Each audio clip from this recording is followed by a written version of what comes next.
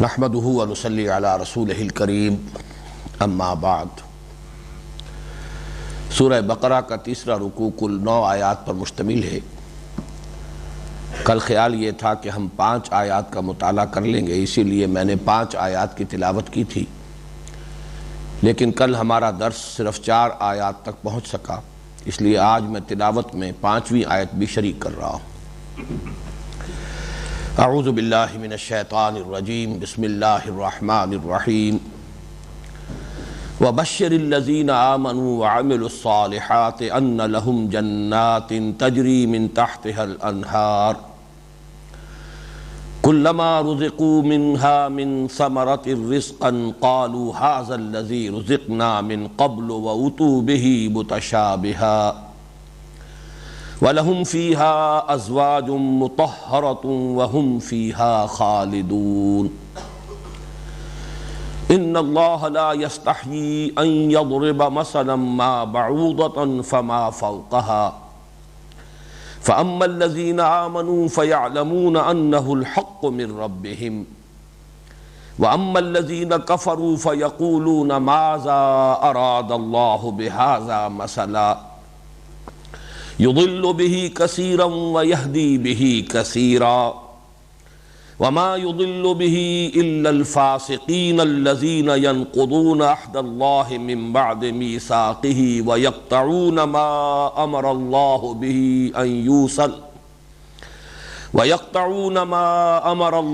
به أن يوصل ويفسدون في الأرض أولئك هم الخاسرون۔ کیف تکفرون باللہ وکنتم امواتا فاحیاکم ثم یمیتکم ثم یحییکم ثم الیہ ترجعون۔ هو الذی خلق لکم ما فی الارض جمیعا ثم استوى الى السماء فسواہن 7 سماوات وهو بكل شیء علیم۔ صدق اللہ العظیم۔ رب اشرح لی صدری ویسر لی امری واحلل عقدۃ من لسانی یفقہوا قولی۔ اللہم ربنا الہمنا رشدنا واعذنا من شرور انفسنا۔ اللہم ارنا الحق حقا وارزقنا اتباعہ وارنا الباطل باطلا وارزقنا اجتنابہ۔ اللہم ارحمنا بالقرآن العظیم واجعلہ لنا اماما ونورا وہدی ورحمہ۔ اللہم ذکرنا منہ ما نسینا وعلمنا منہ ما جہلنا وارزقنا تلاوتہ آناء اللیل وآناء النہار واجعلہ لنا حجتا یا رب العالمین آمین۔ سورہ بقرہ کے تیسرے اور چوتھے رکوع کے بارے میں تمہیدی گفتگو کل ہو چکی ہے، اس میں صرف ایک بات کا اضافہ کرنا چاہ رہا ہوں۔ میں نے یہ عرض کیا تھا کہ تاویل عام کے اعتبار سے ان دونوں رکوعوں کے مضامین جو 19 آیات پر مشتمل ہیں، انہیں پورے مکی قرآن کا خلاصہ قرار دیا جا سکتا ہے، اور یہاں یہ خلاصہ اسی حکمت کے تحت درج کیا گیا کہ چونکہ شروع میں 6 پارے سے بھی زائد مسلسل مدنی صورتیں آ رہی ہیں، لہذا آغاز ہی میں مکی قرآن مجید کی تعلیمات کا جو لب لباب اور خلاصہ ہے وہ دے دیا جائے، تاکہ ہر قاری اور ہر طالب علم جو قرآن کا سلسلے وار شروع سے مطالعہ کر رہا ہو، اس کے سامنے قرآن حکیم کا وہ حصہ کہ جو ہجرت سے قبل مکہ مکرمہ میں نازل ہوا ہے، اس کی تعلیمات کا خلاصہ آ جائے۔ لیکن ایک بات میں نے یہ عرض کی تھی کہ مولانا امین احسن اصلاحی صاحب کا یہ خیال ہے، اگرچہ میرا دل اس پر ٹھک نہیں رہا، کہ اس تیسرے رکوع کے مضامین میں جو اصل خطاب کا رخ ہے وہ بنی اسماعیل کی طرف ہے۔ میں نے مزید اس پر غور کیا ہے تو اس حقیقت کی طرف توجہ ہوئی کہ واقعہ یہ ہے کہ خود مدینہ منورہ میں امیین کا ایک بہت بڑا اہم طبقہ موجود ہے، لہذا بنی اسماعیل کی طرف اس کے رخ کو معین کرنا کوئی ضروری نہیں ہے، اس لیے کہ مدینہ منورہ میں صرف یہود ہی آباد نہیں تھے، 3 قبیلے یہود کے تھے، تو اس کے ساتھ ہی 2 قبیلے جو اصل عرب قبیلے، بلکہ میں یہاں لفظ اصل کو زور دے کر اس لیے ادا کر رہا ہوں کہ یہ اصطلاح بھی آپ کے سامنے آ جائے، عرب عاربہ اور عرب مستعربہ۔ قدیم جو عرب باشندے ہیں ان کو دو حصوں میں تقسیم کیا گیا، ایک جو اصل عرب ہیں، پرانے عرب باشندے، اور ایک وہ کہ جو مستعربہ ہیں، جو عرب بن گئے، باہر سے آئے۔ چنانچہ بنی اسماعیل جو ہیں وہ خود عرب عاربہ میں شامل نہیں ہیں، وہ عرب مستعربہ ہیں، اس لیے کہ حضرت ابراہیم علیہ السلام کا وطن معلوف جو ہے وہ تو عراق تھا، شہر ار جو ہے وہ آپ کا مقام پیدائش ہے، پھر آپ کی زندگی کا اکثر و بیشتر حصہ جو ہے وہ شام اور فلسطین کے علاقے میں گزرا ہے۔ صرف یہ کہ اپنے ایک صاحبزادے کو، اپنے بڑے بیٹے حضرت اسماعیل کو اللہ کے حکم سے یہاں لا کر آباد کر دیا۔ تو اسماعیل اور ان کی نسل اصل میں عرب عاربہ نہیں ہے بلکہ عرب مستعربہ ہے، جبکہ اوس اور خزرج کے دو قبیلے جو مدینے میں آباد تھے یہ اصل یمنی قبائل ہیں۔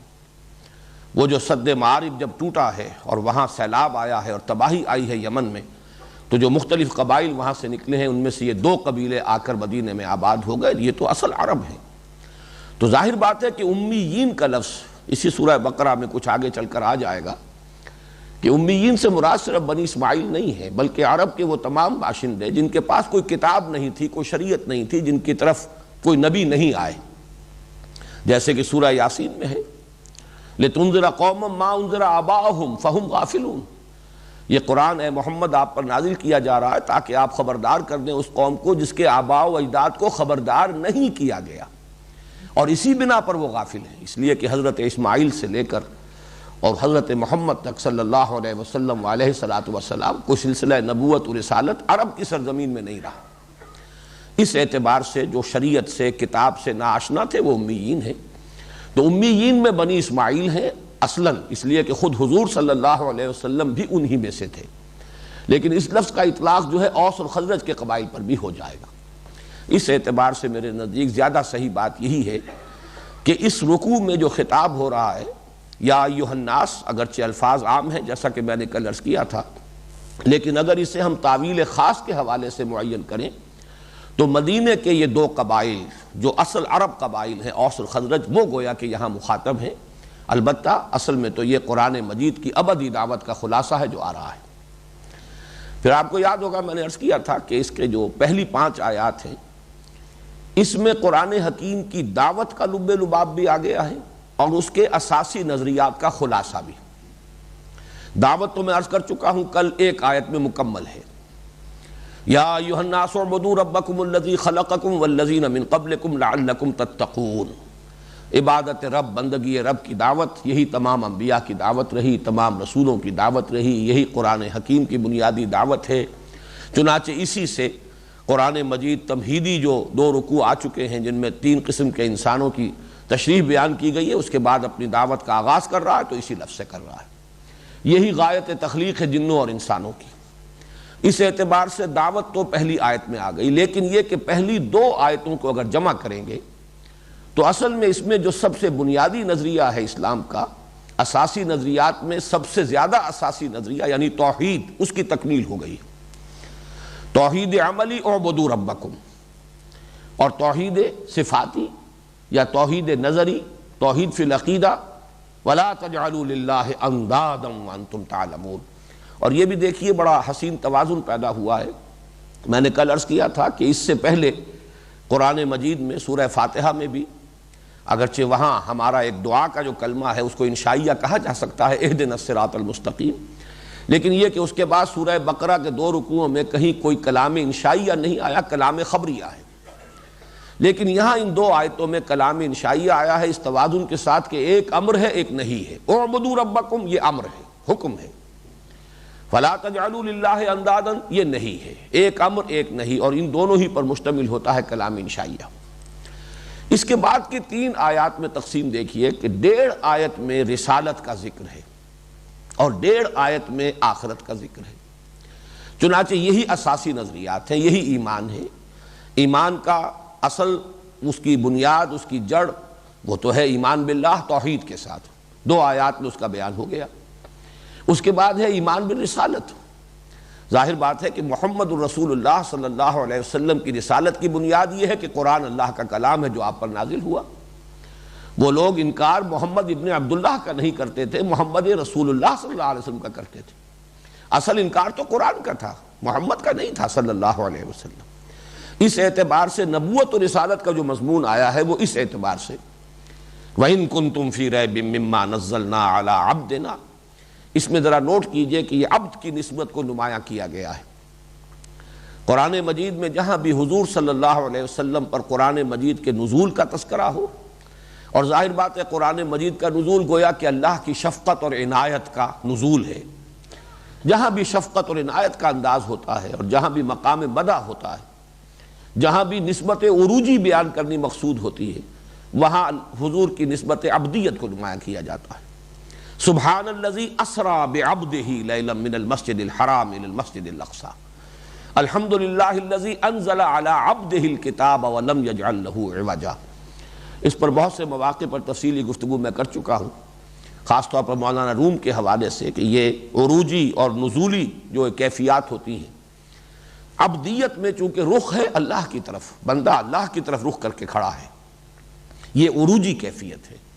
رسالت میں بندہ جو رسالت کا فرض منصبی ادا کرنے کے لیے جا رہا ہے، اس کا رخ جو ہے خلق کی طرف ہے، اس اعتبار سے وہ نزولی نسبت ہے۔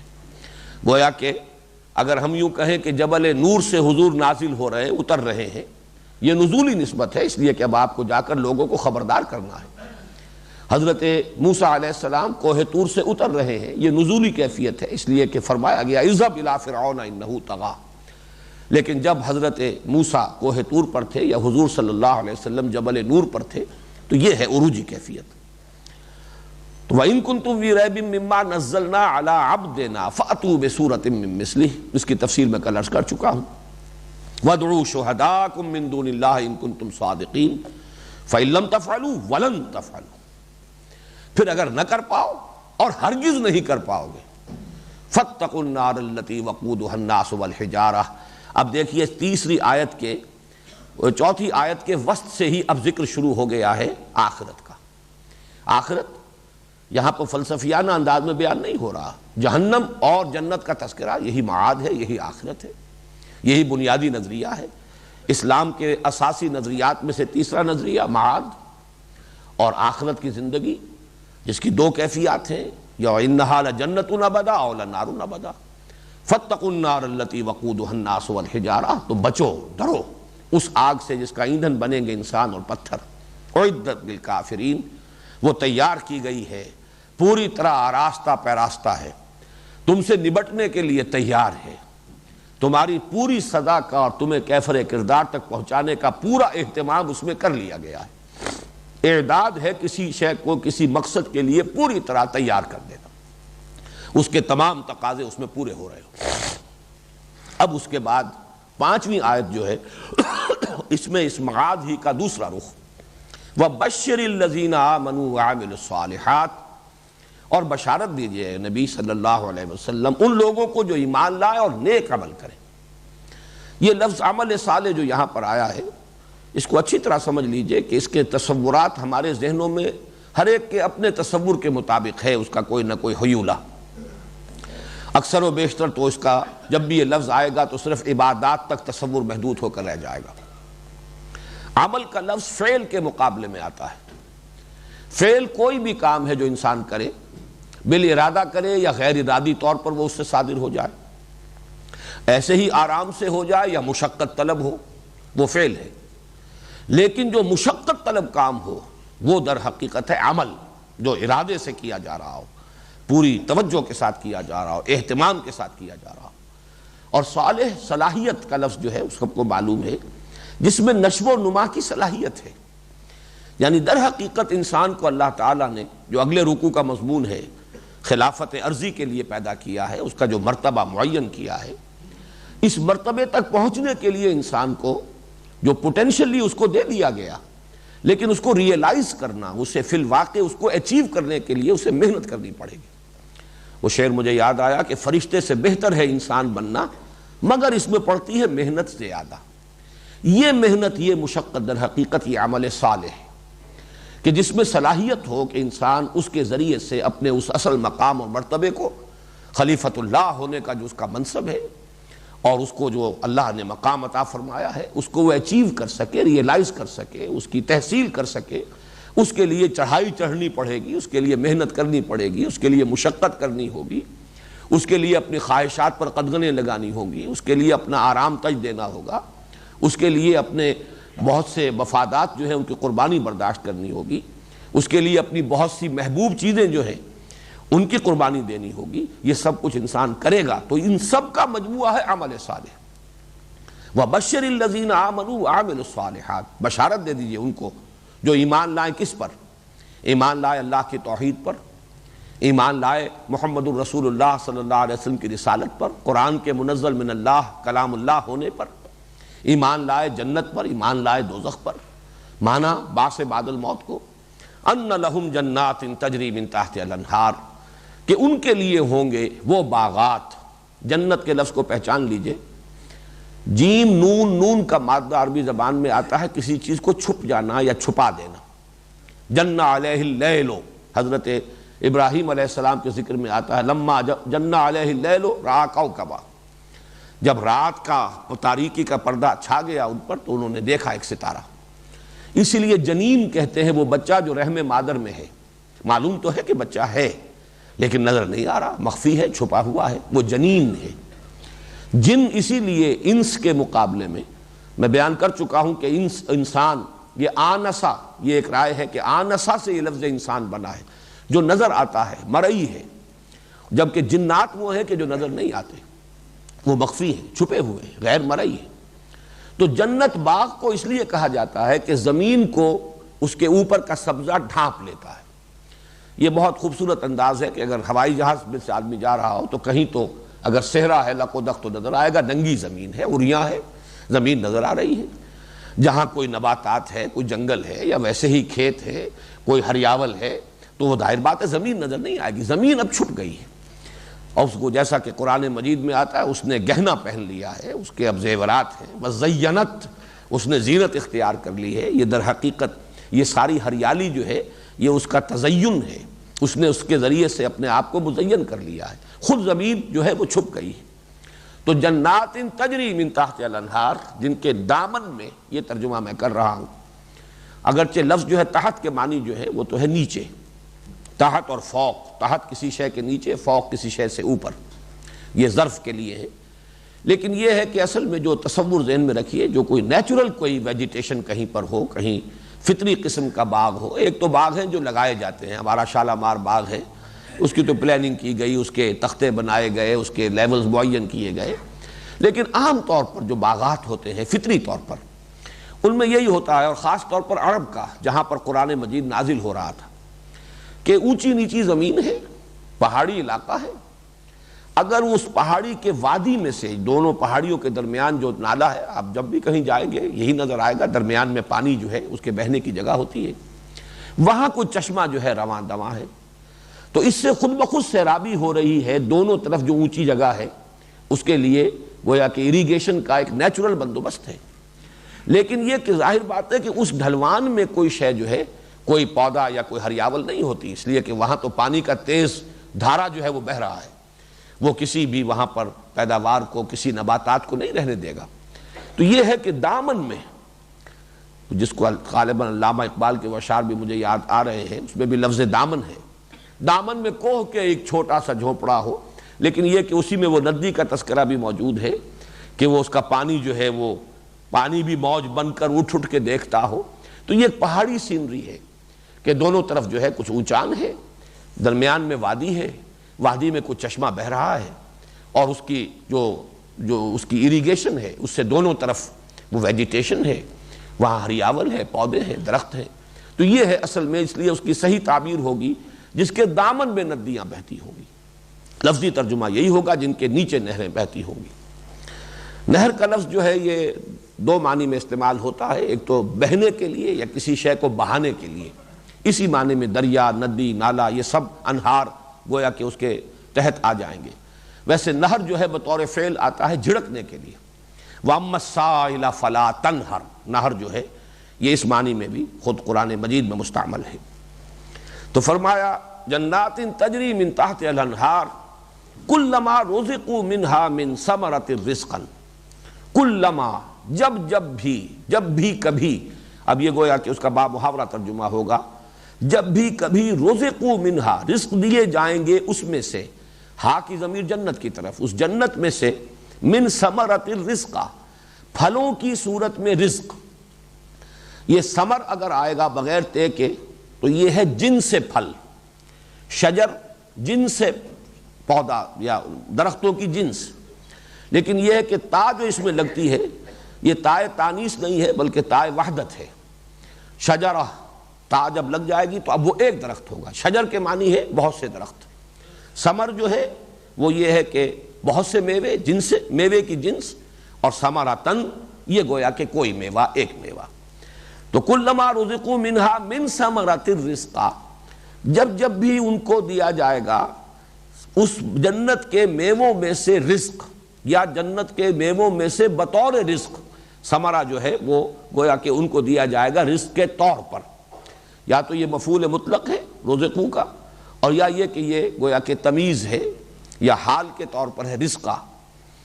قالوا ھذا الذی رزقنا من قبل، وہ کہیں گے یہی تو ہے، یہی وہ شے ہے جو دی گئی تھی ہمیں پہلے، جو ہمیں دیا جاتا رہا پہلے. وَأُتُوا بِهِ مُتَشَابِهًا، اور دیے جائیں گے وہ بہی ثمرہ اس پھل یا رزق کی شکل میں، متشابہ وہ چیزیں کہ جو ایک دوسرے سے مشابہ ہوں گی، ایک دوسرے سے ملتی جلتی ہوں گی، ایک دوسرے سے مماثل ہوں گی.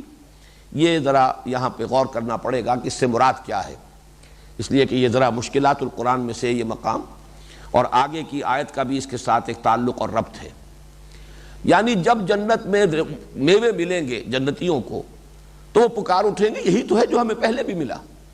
اب اس کے مفہوم کیا کیا ممکن ہے. ایک تو یہ کہ جنت میں جو میوے ملیں گے شکل کے اعتبار سے وہ دنیا کے میووں سے ملتے جلتے ہوں گے. قرآن مجید میں بھی آیا رمان ہے اور نخل ہے اور عناب ہے، سب کچھ ہے، وہ ساری چیزیں جو یہاں کے میوے ہیں وہ وہاں بھی ہوں گے. لیکن یہ ہے کہ وہ ذائقے کے اعتبار سے زمین و آسمان کا فرق ہوگا. تو وہ صرف یہ کہ شکل میں متشابہ ہوں گے، صورت میں مشابہ ہوں گے، صورت و شکل میں مماثل ہوں گے جنت کے دنیا کے میووں کے، جبکہ ان کی اصل حقیقت وہ تو جیسے کہ ایک حدیث میں آیا ہے ما لا عین رات ولا اذن سمعت وما خطر علی قلب بشر. وہ نعمتیں وہ ہیں جو نہ کسی آنکھ نے دیکھی، نہ کسی کان نے سنی، نہ کسی انسان کے قلب پر اس کا کبھی کوئی احساس اور شعور اور ادراک وارد ہوا. وہ تو بالکل ایک مختلف شے ہے. لیکن ظاہر بات ہے کہ کچھ نہ کچھ مماثلت بھی ضروری ہے. اور نمبر دو یہ کہ جب تک یہ تشبیہ اور تمثیل نہ دی جائے ان چیزوں سے جنہیں ہم پہچانتے ہوں تو جنت کی نعمتوں کا تذکرہ آخر کیسے کیا جائے. وہ چیز جو ہمارے لیے ان امیجنیبل ہے، جس کا ہم کوئی تصور نہیں کر سکتے، لیکن اس کے لیے تشبیہ اور تمثیل وہ تو ظاہر بات ہے انہی چیزوں سے دینی ہوگی کہ جو ہمارے مشاہدے میں آتی ہیں. اس اعتبار سے شکلاً اور صورتاً وہ مشابہ ہوں گی ان میووں کے جو دنیا میں انسان کھاتا رہا ہے. ایک اس کا مفہوم یہ بھی ہے کہ جنت میں بھی وہ میوے انہیں جب بار بار ملیں گے تو شکلاً تو ایک سے ہوں گے لیکن ہر مرتبہ ان کی لذت اور ہوگی. اس لیے کہ انسان جو ہے وہ منوٹنی جس کو آپ کہتے ہیں، طبیعت اکتا جاتی ہے، ایک ہی چیز مسلسل اور ایک ہی ذائقہ جو ہے. تو اگرچہ وہ رمان رہے گا لیکن یہ کہ اس رمان کا ذائقہ جو ہے وہ بدلتا رہے گا، اس میں نئی رعنائی پیدا ہوتی رہے گی، اس میں نئی کیفیت اور نئی لذت پیدا ہوتی رہے گی. اور ایک اس میں مفہوم جو ہے وہ ذرا صوفیانہ انداز کا بھی لیا گیا ہے. اور اگرچہ مولانا اصلاحی صاحب کا مزاج جو ہے وہ متصوفانہ نہیں ہے، لیکن یہ کہ مجھے خوشی ہوئی کہ انہوں نے بھی یہ مضمون لیا ہے اور بیان کیا ہے. اور وہ یہ ہے کہ در حقیقت انسان جو بھی عمل کرتا ہے اس دنیا میں اس عمل کا ایک ذائقہ ہے، روحانی ذائقہ. آپ نے کوئی نیکی کی، اس کی ایک مسرت آپ کو حاصل ہوتی ہے، انبساط ہوتا ہے، طبیعت میں خوشی ہوتی ہے، گویا کہ ایک لذت حاصل ہوتی ہے.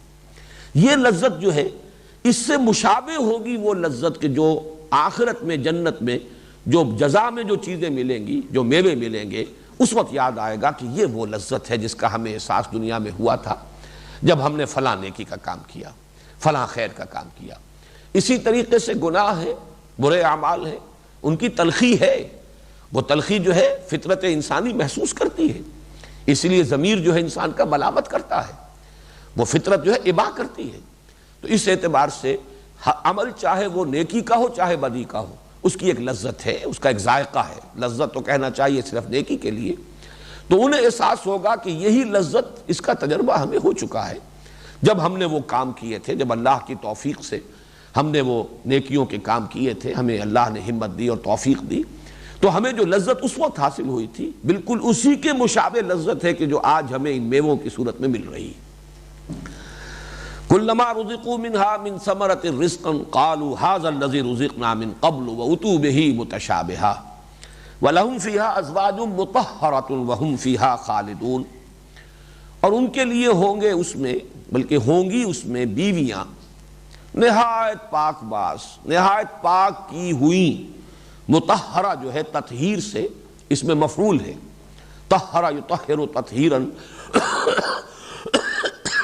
بڑے اہتمام سے اور بڑی جد و جہد سے کسی شے کو پاک کر دینا، صاف کر دینا، کسی قسم کی کثافت، کسی قسم کی گندگی، کسی قسم کی آلائش اس میں باقی نہ رہنے دینا، جیسے کہ الفاظ سورہ احزاب میں آئے ہیں کہ اے نبی کے گھر والوں، اللہ تو چاہتا ہے لِيُطَهِّرَكُمْ تَطْهِيرًا، اللہ چاہتا ہے کہ تمہیں خوب پاک اور صاف کر دے، کوئی بھی کسی درجے میں بھی جو تمہارے مقام اور مرتبے اور منصب سے مناسبت رکھنے والی بات نہیں ہے وہ تمہاری شخصیتوں میں، تمہاری سیرت میں باقی نہ رہے۔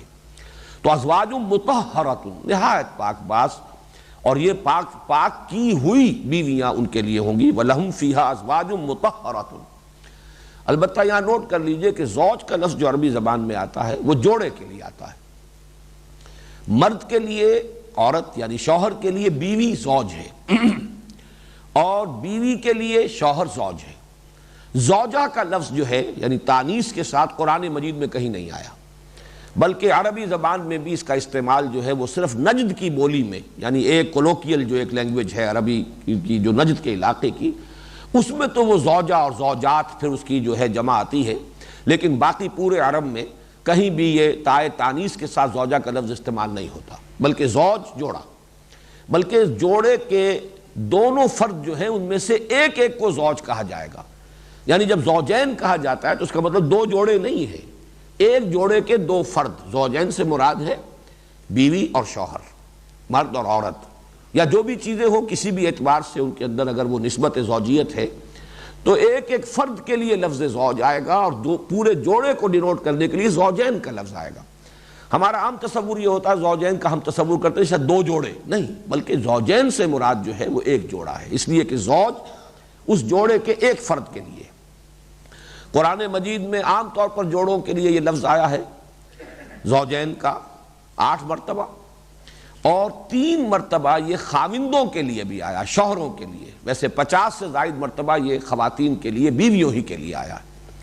یہاں پر چونکہ ویسے بھی قرینہ ہے وَلَهُمْ فِيهَا أَزْوَاجٌ مُطَهَّرَةٌ، لہم جو ہے یہ ظاہر بات ہے کہ مذکر کی ضمیر ہے، ان کے لیے ہوگی اس میں جنت میں، تو یہاں پر ترجمہ بیویاں ہی کرنا ہوگا، اگرچہ اس میں اس بات کا احتمال موجود ہے کہ مذکر کا صیغہ قرآن مجید میں عام طور پر برسبیل تغلیب آ جاتا ہے، یعنی اگر کوئی مجمع ہو جس میں عورتیں بھی ہوں مرد بھی ہوں، انہیں خطاب کرنا ہے تو خطاب کے لیے جو صیغہ استعمال ہوگا وہ مذکر کا ہوگا، اور وہ گویا کہ حاوی ہو جائے گا دونوں پر برسبیل تغلیب، اس لیے کہ غالب عنصر جو ہے اس میں وہ مرد ہے، تو جب مرد کو خطاب کر لیا تو گویا کہ عورت خود بخود اس میں از خود داخل ہو گئی۔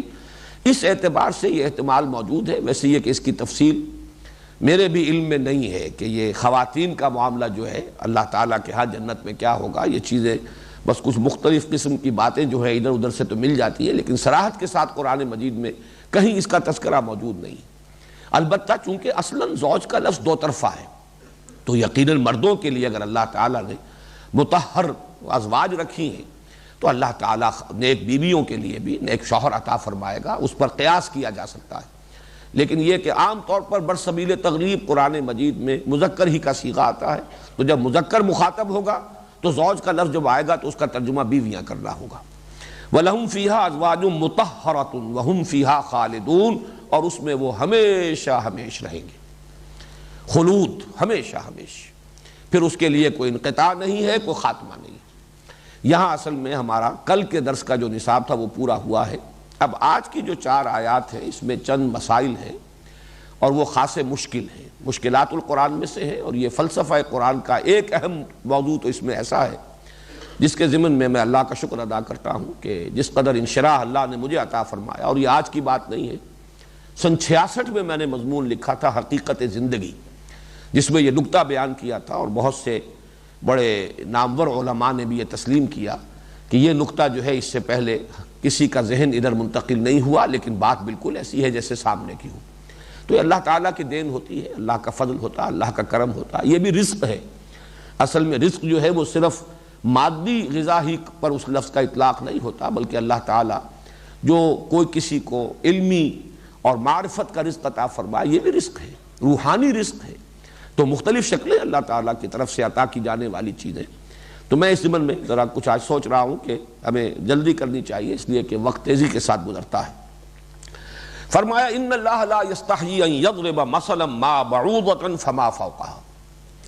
اب چونکہ یہاں جنت کا تذکرہ آیا، جنت کے میووں کا تذکرہ آیا، متشابہہ کا لفظ بھی آ گیا، ملے جلے مشابہ، تشبیہ کا معاملہ، اور جیسا کہ تعارف قرآن میں عرض کر چکا ہوں، قرآن حکیم کی آیات سورہ آل عمران کے آغاز میں بیان فرمایا گیا دو طرح کی ہیں، محکمات ہن ام الکتاب و اخر متشابہات، اور دوسری قسم کی آیات وہ ہیں جو متشابہ ہیں، جن کے حقیقی مفہوم کو ہم اس دنیا میں نہیں سمجھ سکتے۔ اور میں وہاں عرض کر چکا ہوں کہ آخرت سے متعلق تمام امور متشابہات میں سے ہیں، بس یہ یقین ہے کہ دوبارہ اٹھائے جائیں گے، زندہ ہوں گے، حساب کتاب ہوگا، لیکن اس کی کوئی تفصیلی حیت، اس کی تفصیلی صورت کیا ہوگی، وہ میدان حشر کا تفصیلی نقشہ کیا ہوگا، وزن اعمال کی کیا کیفیت ہوگی، جنت اور دوزخ کے جو حالات آئے ہیں، جو کوائف آئے ہیں، بس آمنا بہ کل من عند ربنا، جو بھی کچھ آیا ہے قرآن میں ہم اس پر ایمان رکھتے ہیں، یہ سب ہمارے رب کی طرف سے ہے۔ لیکن یہ کہ اس کی تعیین جو ہے تفصیل میں جا کر کرنا، یہ ہمارے لیے ممکن نہیں، یہ آیات متشابہات ہیں۔ اس اعتبار سے تذکرہ ہو رہا ہے، چونکہ پہلے چیلنج آ چکا ہے کہ اگر تمہیں شک ہے قرآن مجید کے منزل من اللہ ہونے پر، اور اگر تمہارا یہ گمان ہے واقعتاً کہ یہ محمد کا اپنا کلام ہے صلی اللہ علیہ وسلم، جو آپ نے خود موضوع کر لیا ہے، کمپوز کر لیا ہے، تو پھر لے آؤ تم بھی اس ایسی ایک مثال۔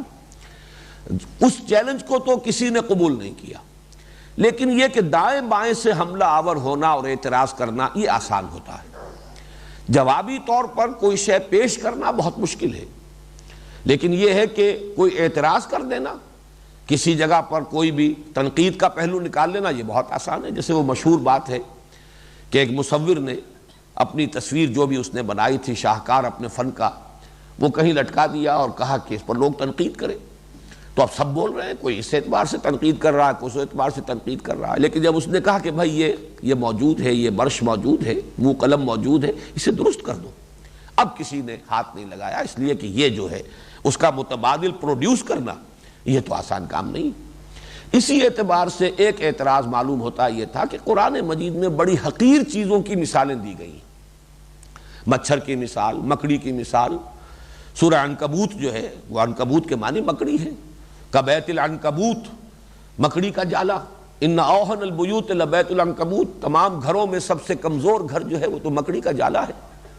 یا جیسے مکھی کی مثال دی گئی، ضرب مثل فاستمعوا لہ، اے لوگوں ایک مثال بیان کی جا رہی ہے، توجہ سے سنو، یہ جو تمہیں پوج رہے ہو یہ تو کسی ایک مکھی کے پیدا کرنے پر بھی قادر نہیں، ذباب کو بھی پیدا نہیں کر سکتے تمہارے یہ بت اور تمہارے یہ معبود جو ہے، بلکہ مکھی ان سے کوئی چیز چھین کر لے جائے تو واپس لینے کی ہمت نہیں رکھتے۔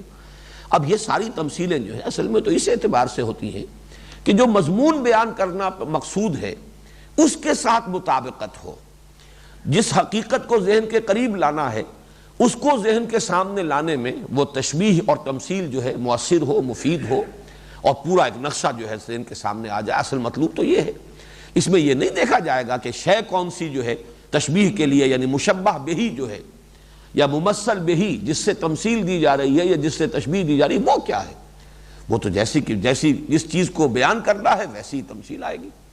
اسی اعتبار سے یعنی بارہا میں عرض کیا کرتا ہوں کہ اگرچہ طبیعت پر گرانی ہوتی ہے کہ حضور نے سود کے لیے جو تشبیہ دی ہے کہ الربا 70 جزءا ایسرھا ان ينكح الرجل امه، تو اس پر طبیعت ایک دفعہ جو ہے بڑی اباہ کرتی ہے کہ حضور نے ایسی تمثیل کیوں دی۔ اس کو انسان زبان سے ان الفاظ کو ادا کرتے ہوئے بھی ہچکچاتا ہے کہ سود کے گناہ کے 70 حصے ہیں، جن میں سب سے چھوٹا، سب سے ہلکا حصہ اس کے مساوی ہے کہ کوئی شخص اپنی ماں کے ساتھ زنا کرے، تو انسان جو ہے ایک دفعہ طبیعت جو ہے گھبراتی ہے۔ یا جیسے قرآن مجید میں کہ وہاں فرمایا گیا کہ تمہارا غیبت کرنا جو ہے بالکل ایسے ہے کہ تم اپنے مردہ بھائی کا گوشت کھا رہے ہو۔ اَيُحِبُّ أَحَدُكُمْ أَن يَأْكُلَ لَحْمَ أَخِيهِ مَيْتًا فَكَرِهْتُمُوهُ۔ اب یہ بھی انسان کو جو ہے طبیعت پہ جھرجھری سی آتی ہے، کون تصور کر سکتا ہے کہ مردہ بھائی کی لاش پڑی ہو اور اس کا گوشت کاٹ کاٹ کر جو ہے کوئی تناول فرما رہا ہو۔ لیکن یہ ہے کہ کسی شے کی شناعت اور قباحت کو ظاہر کرنا، کہ ایک چیز تو تمہیں فطری طور پر بہت بری لگتی ہے، لیکن اخلاقی سطح پر ایک دوسرا عمل ہے جو بالکل اس کے ہم وزن ہے، ویسا ہی ہے، اتنا ہی برا ہے، لیکن طبعی طور پر تمہیں اس سے نفرت نہیں ہے۔ تو اب اس کی شناعت اور اس کی جو خباثت ہے اس کو ظاہر کرنے کے لیے کسی ایسی چیز ہی کو تشبیہ کے لیے لیا جائے گا جس سے کہ طبعاً تمہیں نفرت ہو۔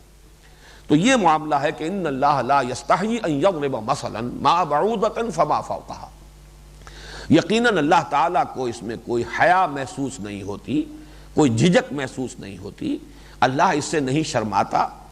یہاں ذرا ایک نقطہ نوٹ کر لیجئے، یہ حیات ہی سے حیا ہے، ایک ہی مادہ ہے اصل میں۔ یہ زندگی جو ہے حیات، اس کا گویا کہ لازمی وصف ہے حیا۔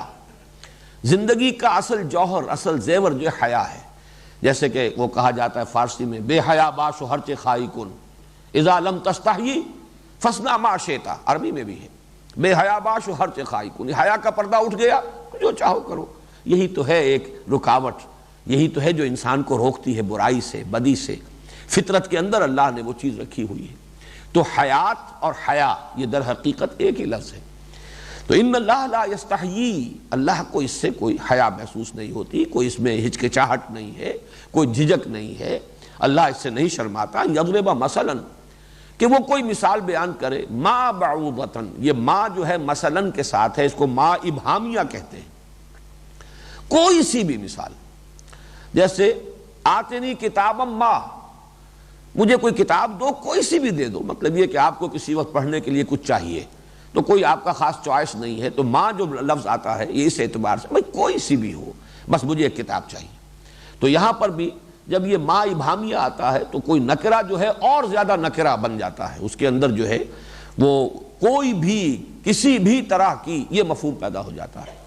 ان اللہ لا یستحیی ان یضرب مثلا ما بعوضۃ فما فوقها، اللہ تعالیٰ کو تو اس سے کوئی حیا نہیں محسوس ہوتی کہ وہ کوئی مثال بیان کرے۔ ضرب المثل یہ اردو میں بھی مستعمل ہے، کوئی تشبیہ، کوئی تمثیل، ما کوئی سی بھی ہو، بعوضۃ فما فوقها، چاہے وہ مچھر ہی کی ہو۔ بعوض اور بعوضہ یہ بھی در حقیقت یہ ایک واحد کے لیے لفظ آیا ہے، بعوضہ کوئی ایک مچھر، بعوضۃ فما فوقها، اور فوق کا لفظ آتا ہے اوپر کے لیے، لیکن یہ کہ اوپر سے مراد یہاں پر جب آپ تجزیہ کریں گے تو گویا اس سے بھی حقیر شے، یعنی حقیر ہونے میں مچھر، اور اس سے بھی بڑھ کر کوئی حقیر شے ہو، یعنی اور اس سے بھی کوئی کمتر شے، ما بعوضۃ فما فوقها۔ فَأَمَّا الَّذِينَ آمَنُوا فَيَعْلَمُونَ أَنَّهُ الْحَقُّ مِنْ رَبِّهِمْ، اب یہ ہے اصل میں جو یہاں پر قانون ہدایت و ضلالت بیان ہو رہا ہے۔ اس سے پہلے 2 مرتبہ وہ آیات آ چکی ہیں جس میں کہ ایک رخ آ چکا ہے، ختم اللہ علی قلوبہم وعلی سمعہم وعلی ابصارہم غشاوہ۔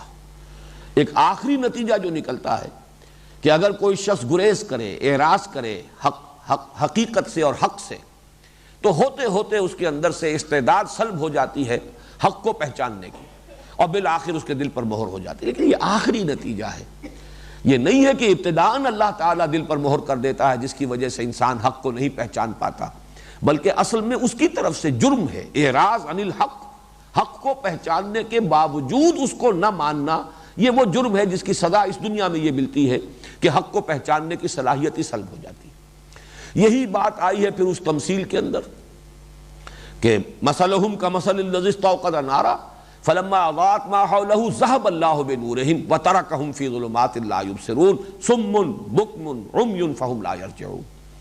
ان کی مثال ایسے ہے جیسے ایک شخص نے آگ روشن کی، اس آگ نے جب ماحول کو منور کر دیا، اللہ تعالیٰ نے ان کی بینائی سلب کر لی اور چھوڑ دیا ان کو اندھیروں میں بھٹکتا ہوا۔ اب وہ بہرے ہیں، گونگے ہیں، اندھے ہیں، لوٹنے والے نہیں۔ تو یہ دونوں مقامات پر جو آیا ہے وہ قانون ہدایت و ضلالت کا جو ایک آخری نتیجہ نکلتا ہے، اس کو بیان کیا گیا ہے۔ یہاں وہ اصل بیان ہو رہا ہے کہ اصل میں ہدایت و ضلالت کا دار و مدار ہے انسان کی اپنی نیت پر، اس کے اپنے طلب پر۔ اگر اس کی طلب نیک ہے، صادق ہے، وہ حق کا جویا ہے، حق کا متلاشی ہے، حق کا طالب ہے، لازماً اللہ تعالیٰ اسے ہدایت دے گا، راستہ کھولے گا، حقیقت واشگاف کر دے گا، حق کو مبرہن کر دے گا، یہ اس کا پختہ وعدہ ہے۔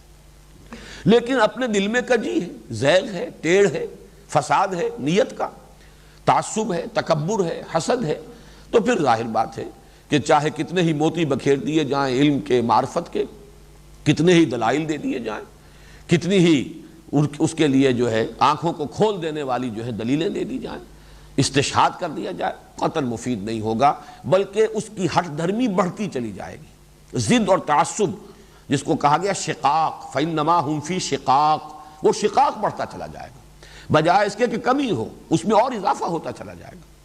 چنانچہ یہی بات جو ہے آخری پارے میں فَسَنُيَسِّرُهُ لِلْيُسْرَى فَسَنُيَسِّرُهُ لِلْعُسْرَى، آہستہ آہستہ ہم اسے پہنچا دیتے ہیں آخری آسانی میں، آہستہ آہستہ ہم اسے پہنچا دیتے ہیں آخری تنگی میں۔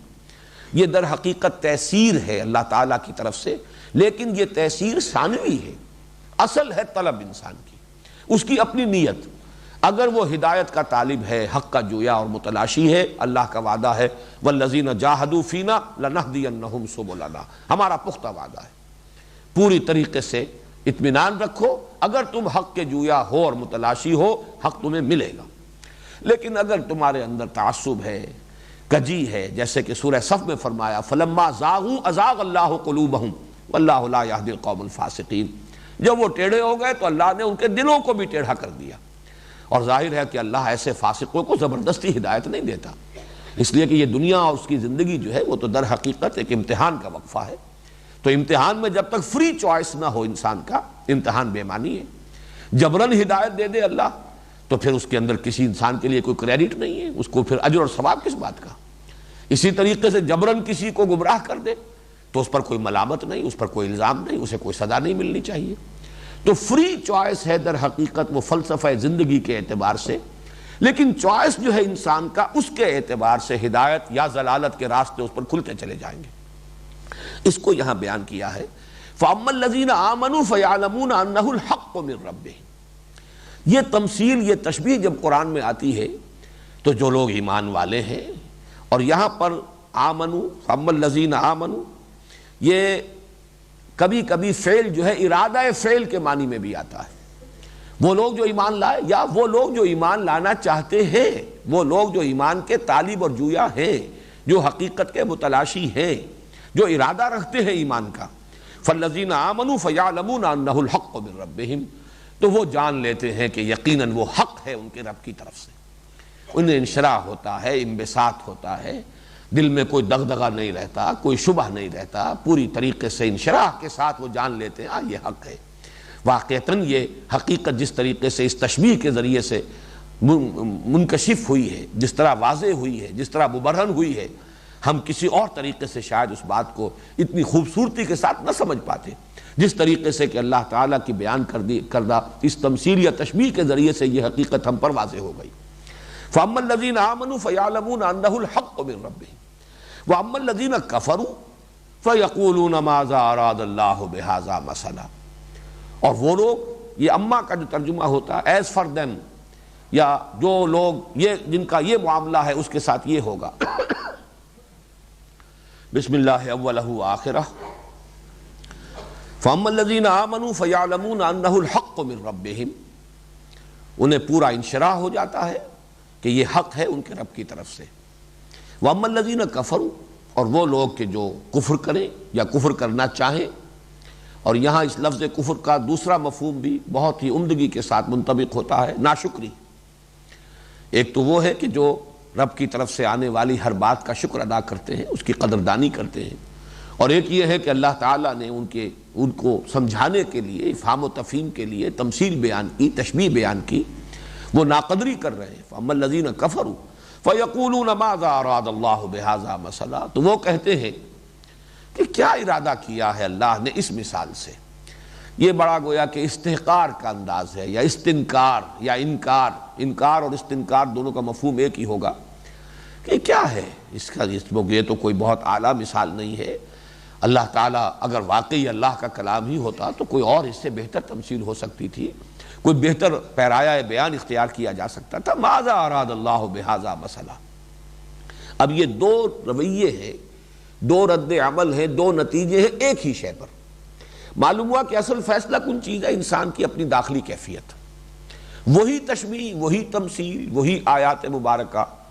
اس پر ایک رد عمل یہ ہے کہ یعلمون انہ الحق من ربہم، ان کے ایمان میں اضافہ ہو رہا ہے، مزید انشراح اور انبساط ہو رہا ہے. اور وہی چیز ایک دوسرے لوگ ہیں کہ جن کے اندر ایک انکار اور استنکار اور استحقار کی کیفیت پیدا کر رہی ہے. فرمایا یضل بہ کثیرا ویہدی بہ کثیرا. یہ ہے اب کانٹے کے الفاظ جو ہے فیصلہ کن. اللہ گمراہ کرتا ہے اسی کے ذریعے بہت سوں کو، اور ہدایت دیتا ہے اسی کے ذریعے بہت سوں کو. یہ سورہ مدثر میں بھی یہ مضمون آیا ہے ابتدائی مکی صورتوں میں. تو یہاں پر نوٹ کر لیجئے کہ ایک ہی چیز ہے، لیکن اصل میں انسان کی اپنی داخلی سبجیکٹو جو اس کی کیفیت ہے داخلی، اس سے نتیجے مختلف ہو رہے ہیں. یضل بہ کثیرا ویہدی بہ کثیرا. اللہ گمراہ کرتا ہے اسی کے ذریعے بہت سوں کو، اور ہدایت دیتا ہے اسی کے ذریعے بہت سوں کو. لیکن وما یضل بہ الا الفاسقین. اب یہاں پر جو ہدایت دینے والا معاملہ ہے اس کی تفصیل بیان نہیں کی، اس لیے کہ ظاہر بات ہے کہ اس پر کسی زیادہ قیل و قال کی ضرورت نہیں ہے. وہ تو ہدایت اگر اللہ نے دی ہے اس کا انجام بخیر ہوگا، اس کے لیے اللہ تعالیٰ کی روح و ریحان و جنت و نعیم کے دروازے کھل گئے. لیکن اگر اللہ ہی گمراہ کر رہا ہے اس کے ذریعے سے بہت سوں کو، اب اس پر اشکال ہو سکتا ہے کہ جب یضل، اس میں جو ضمیر فاعلی ہے وہ تو اللہ کی طرف ہے، اللہ گمراہ کر رہا ہے. اگرچہ بیان ہو چکا ہے کہ اصل سبب ان کے اپنا جو ہے ذہن کی کجی، ان کی اپنی وہ داخلی کیفیت اور اس کا ٹیڑھ ہے. لیکن یہ کہ قانون خداوندی کہ جو اس راستے کی طرف جانا چاہتا ہے وہی راستہ اس کے لیے کھول دیا جاتا ہے. تو جو قانون طبیعت ہو، قانون فطرت ہو، اس کے تحت جو چیز ظہور پذیر ہو رہی ہو اسے اللہ تعالیٰ اپنی طرف منسوخ کرتے ہیں. قانون قدرت کا جو نتیجہ ہے وہ گویا کہ فعل ہے اللہ کا. یضل بہ وما یضل بہ الا الفاسقین. لیکن جان لو اچھی طرح، نہیں گمراہ کرتا اللہ اس کے ذریعے سے مگر فاسقوں کو. یہ فسق کیا ہے؟ اس کا اصل مفہوم ہے کسی شے کا کسی دوسری شے سے نکل جانا کسی برائی یا کمی کے ساتھ. اسی لیے اس کے ساتھ جو ہے جو حرف جار آتا ہے وہ عن، ففسق عن امر ربہ. سورہ کہف میں آیا ہے ابلیس کے بارے میں، کان من الجن ففسق عن امر ربہ. جب حکم دیا گیا تھا کہ سجدہ کرو آدم کو تو سب نے سجدہ کیا الا ابلیس. کان من الجن، وہ جنات میں سے تھا، فرشتوں میں سے نہیں تھا. فرشتہ ہوتا تو اللہ تعالیٰ کے حکم سے کبھی سرتابی نہ کرتا. کان من الجن ففسق عن امر ربہ. چونکہ وہ جن تھا، جنات میں سے تھا، بس وہ نکل بھاگا اپنے رب کے حکم سے. تو کسی شے سے نکل جانا، حد سے تجاوز کر جانا، اس معنی میں لفظ فسق جو ہے اگرچہ وہ بہت براڈ سپیکٹرم ہے. معمولی چھوٹا سا کوئی حکم ہے اللہ کا آپ نے توڑا، یہ بھی فسق ہے. لیکن اللہ کے سامنے مد مقابل بن کر کھڑے ہو گئے، مقابلے میں آ گئے، بغاوت کر رہے ہیں، ضد اور ند بن کر آ گئے، یہ بھی فسق ہے. تو معلوم ہوا کہ یہ جہاں تک اس کا جو اصل لغوی مفہوم ہے تو اس میں چھوٹے چھوٹے گناہ جو ہیں وہاں سے لے کر بڑی سے بڑی بغاوت جو اللہ کے مقابلے میں ہو ان سب پر اس کا اطلاق ہو جائے گا. وما یضل بہ الا الفاسقین. اب پھر دیکھیے اس فسق کی تشریح ہو رہی ہے، اور یہ گویا کہ پھر عمرانیات قرآنی کا ایک بہت اہم مضمون ہے. فساد کسے کہتے ہیں، اور اصل میں شریعت اور دین اس کی دو بنیادیں کیا ہیں، حقوق اللہ اور حقوق العباد. اصل میں جو انسان کی دو نسبتیں صحیح ہونی چاہیے وہ کیا ہیں؟ اب اگلی آیت میں وہ آ رہا ہے. وہ کون ہے فاسقین؟ وما یضل بہ الا الفاسقین الذین ینقضون عہد اللہ من بعد میثاقہ ویقطعون ما امر اللہ بہ ان یوصل ویفسدون فی الارض. وہ لوگ کہ جو نقض کے معنی توڑ دینا، نواقض وضو کہلاتی ہیں وہ چیزیں جن سے کہ وضو ٹوٹ جاتا ہے، نواقض وضو. نقص اور نقض میں بس تھوڑا سا فرق ہے. نقص کے معنی کمی، اور نقض یہ صاد کے بجائے ضاد بن گیا ہے اور ثقیل ہو گیا ہے تو کسی شے کا ٹوٹ جانا. ایک ہے محض کمی، کوتاہی، اور ایک ہے کسی شے کا سلسلہ منقطع ہو جانا۔ تو الذین ینقضون عہد اللہ من بعد میثاقہ، وہ لوگ جو توڑتے ہیں اللہ کے عہد کو اس کے پختہ ہونے کے بعد۔ میثاق یہ مصدر ہے، موثاق اصل میں واو سا اور قاف اسی سے لفظ وثوق بنا ہے، میں بڑے وثوق کے ساتھ کہہ رہا ہوں، یعنی یقین ہے، پختہ اعتماد ہے، وثوق ہے۔ موثقاً کہتے ہیں وہ قسم کے جو بڑے اہتمام کے ساتھ پوری طرح اپنے شعور کے ساتھ کھائی گئی ہو، موثقا من اللہ، یہ سورہ یوسف میں الفاظ آئے ہیں۔ میثاق جو ہے شریعت کو بھی میثاق کہا گیا ہے، وَمِیثَاقَهُ الَّذِی وَاثَقَکُم بِہ، اپنے اس میثاق کا جس میں کہ اللہ نے تمہیں جکڑ لیا ہے اس کا پورا شعور اور ادراک رکھو، جان لو کہ تم نے اپنے اللہ سے کیا وعدہ کیا ہے۔ اِذْ قُلْتُمْ سَمِعْنَا وَأَطَعْنَا، جبکہ تم نے کہا کہ ہم نے سنا اور ہم نے مانا۔ یہ سب میثاق ہے، لیکن یہاں کون سا میثاق ہے؟ الذین ینقضون عہد اللہ من بعد میثاقہ۔ قرآن مجید میں چونکہ جو اہم مضامین ہیں وہ دو مرتبہ ضرور آتے ہیں۔ سورہ رعد جو مکی صورت ہے اس میں بھی یہ مضمون آیا ہے، الذین یوفون بعہد اللہ ولا ینقضون المیثاق۔ یہاں مقام مدح میں ذکر کیا جا رہا ہے اچھے لوگوں کا جو حق پر ہیں، وہ لوگ کہ جو اللہ کے عہد کو پورا کرتے ہیں اور میثاق کو توڑتے نہیں۔ والذین یصلون ما امر اللہ ان یوصل، اور وہ لوگ جو جوڑے رکھتے ہیں اس چیز کو جس کو کہ اللہ نے جوڑنے کا حکم دیا ہے، برقرار رکھتے ہیں، انٹیکٹ رکھتے ہیں، جوڑے رکھتے ہیں اس شے کو جس کو اللہ نے جوڑنے کا حکم دیا۔ وَيَخْشَوْنَ رَبَّهُمْ وَيَخَافُونَ سُوءَ الْحِسَابِ، اور وہ اپنے رب سے ڈرتے رہتے ہیں اور حساب کی برائی، یعنی حساب محاسبہ آخرت کا جو برا نتیجہ نکل سکتا ہے اس سے لرزاں و ترساں رہتے ہیں۔ اب یہاں غور کیجئے کہ اس سے مراد کیا ہے۔ ویسے تو میثاق کا لفظ قرآن مجید میں مختلف معنی میں آیا ہے، لیکن یہ کہ اس کی اگر صحیح ترین تعبیر تلاش کی جائے تو جو سورہ اعراف میں تذکرہ ہے کہ اللہ تعالیٰ نے ازل میں پوری نوع انسانی سے ایک عہد لیا تھا، وَإِذْ أَخَذَ رَبُّكَ مِن بَنِي آدَمَ مِن ظُهُورِهِمْ ذُرِّيَّتَهُمْ وَأَشْهَدَهُمْ عَلَىٰ أَنفُسِهِمْ أَلَسْتُ بِرَبِّكُمْ قَالُوا بَلَىٰ شَهِدْنَا۔ یہ جو بڑے اہتمام کے ساتھ سورہ اعراف، اور نوٹ کر لیجئے اصل میں جب ہم اس طرح کا حوالہ ہمارے سامنے آتا ہے تو ہمارے ذہن میں ترتیب یہ رہتی ہے کہ یہ تو آگے چل کر آئے گی، صورت کافی آگے چل کر آئے گی، تقریباً یوں سمجھیے کہ 6 پاروں کے بعد آئے گی، 7ویں پارے کا بھی جو ہے، بلکہ یہ سورہ اعراف ہے تو 9ویں پارے میں جا کر یہ بات آئے گی۔ لیکن یہ کہ ترتیب کو اگر ذہن میں رکھیں گے تو یہ مضامین پہلے آ چکے ہیں، یہ تو مکی صورت ہے سورہ اعراف، لہٰذا یہاں پر جو مدنی صورتیں ہیں ان میں صرف ریفر کیا جا رہا ہے، اس کی تفصیل یہاں بیان کرنے کی ضرورت نہیں ہے۔ ترتیب مصحف کے اعتبار سے ہمارے ذہن میں نقشہ یہ رہتا ہے کہ یہ بات تو ابھی بیان نہیں ہوئی، اور اس کی یہاں پر جو ہے اجمالی اشارہ جو ہے وہ شاید ہمیں کبھی دل میں یہ خیال پیدا ہو کہ یہاں تو بات وضاحت سے آنی چاہیے تھی، بعد میں چاہے اس کا کوئی اجمالی اشارہ ہو جاتا، لیکن ذہن میں رکھیے کہ ترتیب نزولی یہ ہے کہ یہ سورہ اعراف جو ہے یہ مکی صورت ہے، اس میں یہ تفصیل کے ساتھ مضمون آ چکا ہے۔ یاد کرو جب کہ نکالا تیرے رب نے تمام بنی آدم کی پیٹھوں سے ان کی ذریت کو، ان کی اولاد کو، اور انہیں گواہ ٹھہرایا، وَأَشْهَدَهُمْ عَلَىٰ أَنفُسِهِمْ، ان کو خود اپنے آپ پر گواہ ٹھہرایا، أَلَسْتُ بِرَبِّكُمْ، کیا میں تمہارا رب نہیں ہوں، تمہارا مالک نہیں ہوں؟ قَالُوا بَلَىٰ شَهِدْنَا، انہوں نے کہا بالکل ہم یقیناً تسلیم کرتے ہیں پروردگار تو ہمارا رب ہے، تو ہمارا مالک ہے، تو ہمارا آقا ہے۔ یہ ہے عہد الست، الذین ینقضون عہد اللہ من بعد میثاقہ۔ اب اس کے خلاف جو طرز عمل بھی ہوگا گویا کہ وہ نقض عہد ہے، اللہ کے ساتھ جو عہد کر کے ہم عالم ارواح میں جب تھے اس وقت ہم سے یہ عہد لیا گیا، ابھی عالم خلق میں ہمارا وجود نہیں تھا، ابھی اجساد کی تخلیق نہیں ہوئی تھی، صرف ارواح، کل کی کل ارواح انسانیہ، جس کے بارے میں حدیث میں آتا ہے الارواح جنود مجندہ، لشکروں کے لشکر تھے، اور ان سب سے اللہ تعالیٰ نے، اور وہ سب کے سب بیک وقت موجود تھے۔